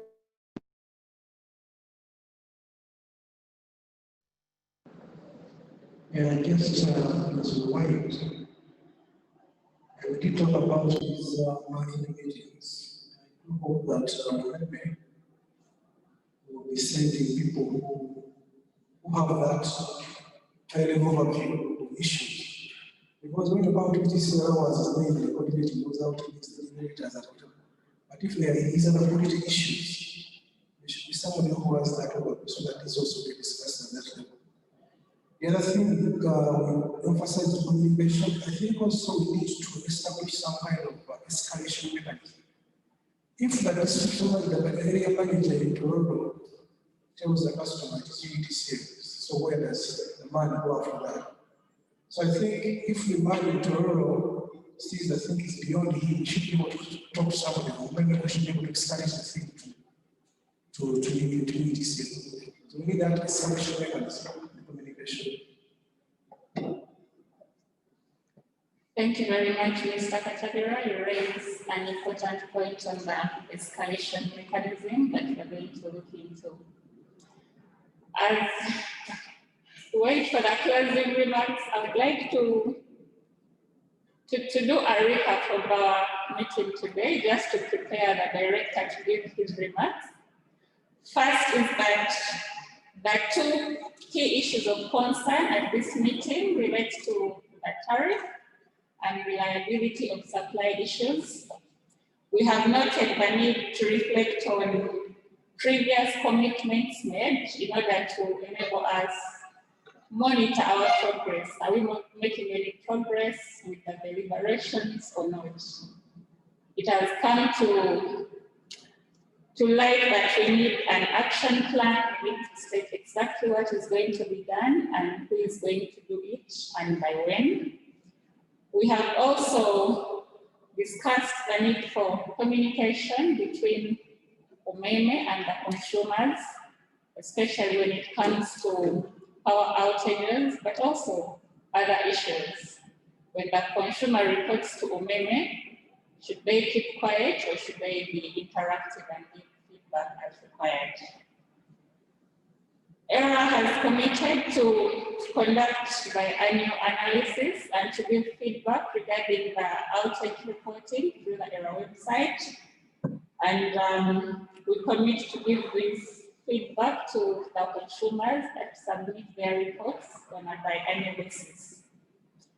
And the final one is really the need for greater collaboration between Umeme and Uetcl, but also collaboration between the three parties, Umeme, Uetcl, and the consumers. Mr. Director, that's a recap of our discussion today. We now invite you to give a closing remarks.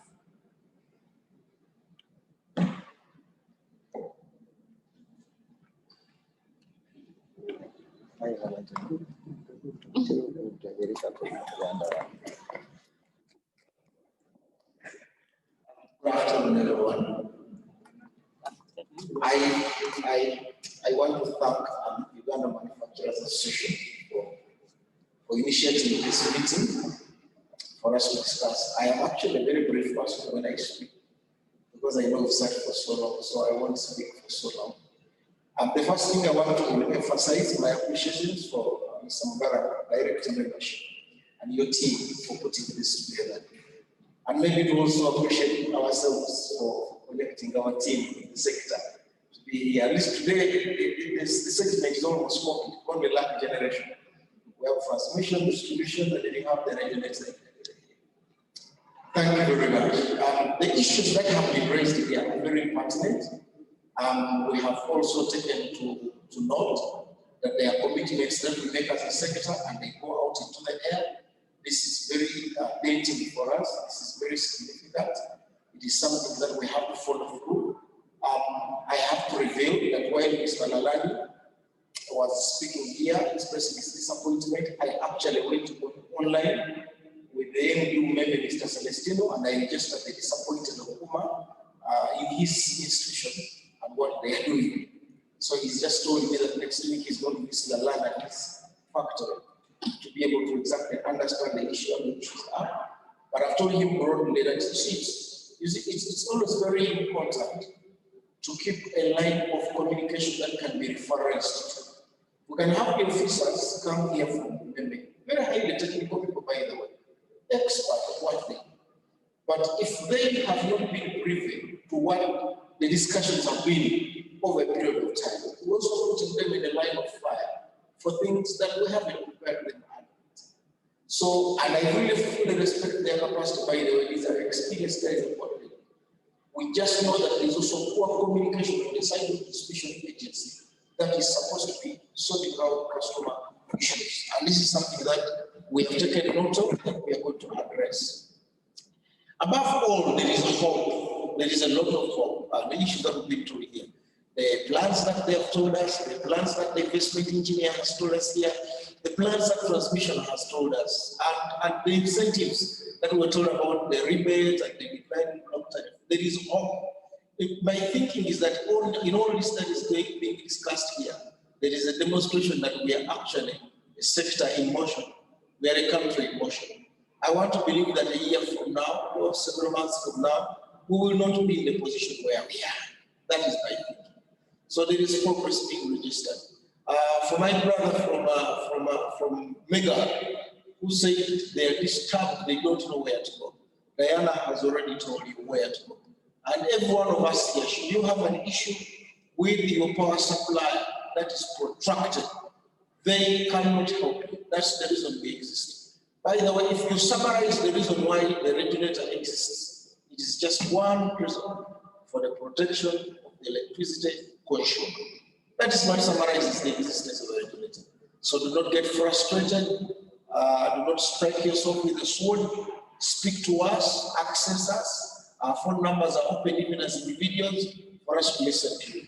Where Umeme is playing you a game, we ask them to account and they actually account. We'll be able to support you in that aspect. My thinking is that there is no single engagement that closes everything. This has to be continuous. When it becomes continuous, then we give accountability. When it becomes continuous, then we're able to draw a line. Where have we come from? Where are we? And where are we going? With that, I want to thank you very much for these deliberations. Our Chief Executive Officer should actually have been here, but it was just a coincidence. We have a body meeting going on right now, as this was also going on.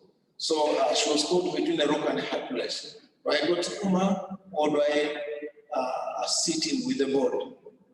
But I hope we have ably represented her, and if there are any issues that need to be delivered here, we will happily be able to carry them. I know that we have been taking notes, and Sarah has also been taking notes. I want to trust that we're going to put together the things that have been discussed here today so that they make a point of follow-up for us after this meeting. With that, I want to thank you very much. Valentine, thank you very much for coming, and please come back again.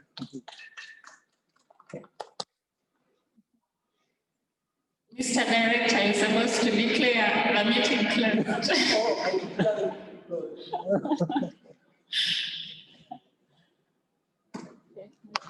Thank you. Thank you. You've done very well. Thank you. Thanks for coming. Charles. Charles. Hi. Hi. We finished the meeting at home. I need someone to pick us. Okay, thank you.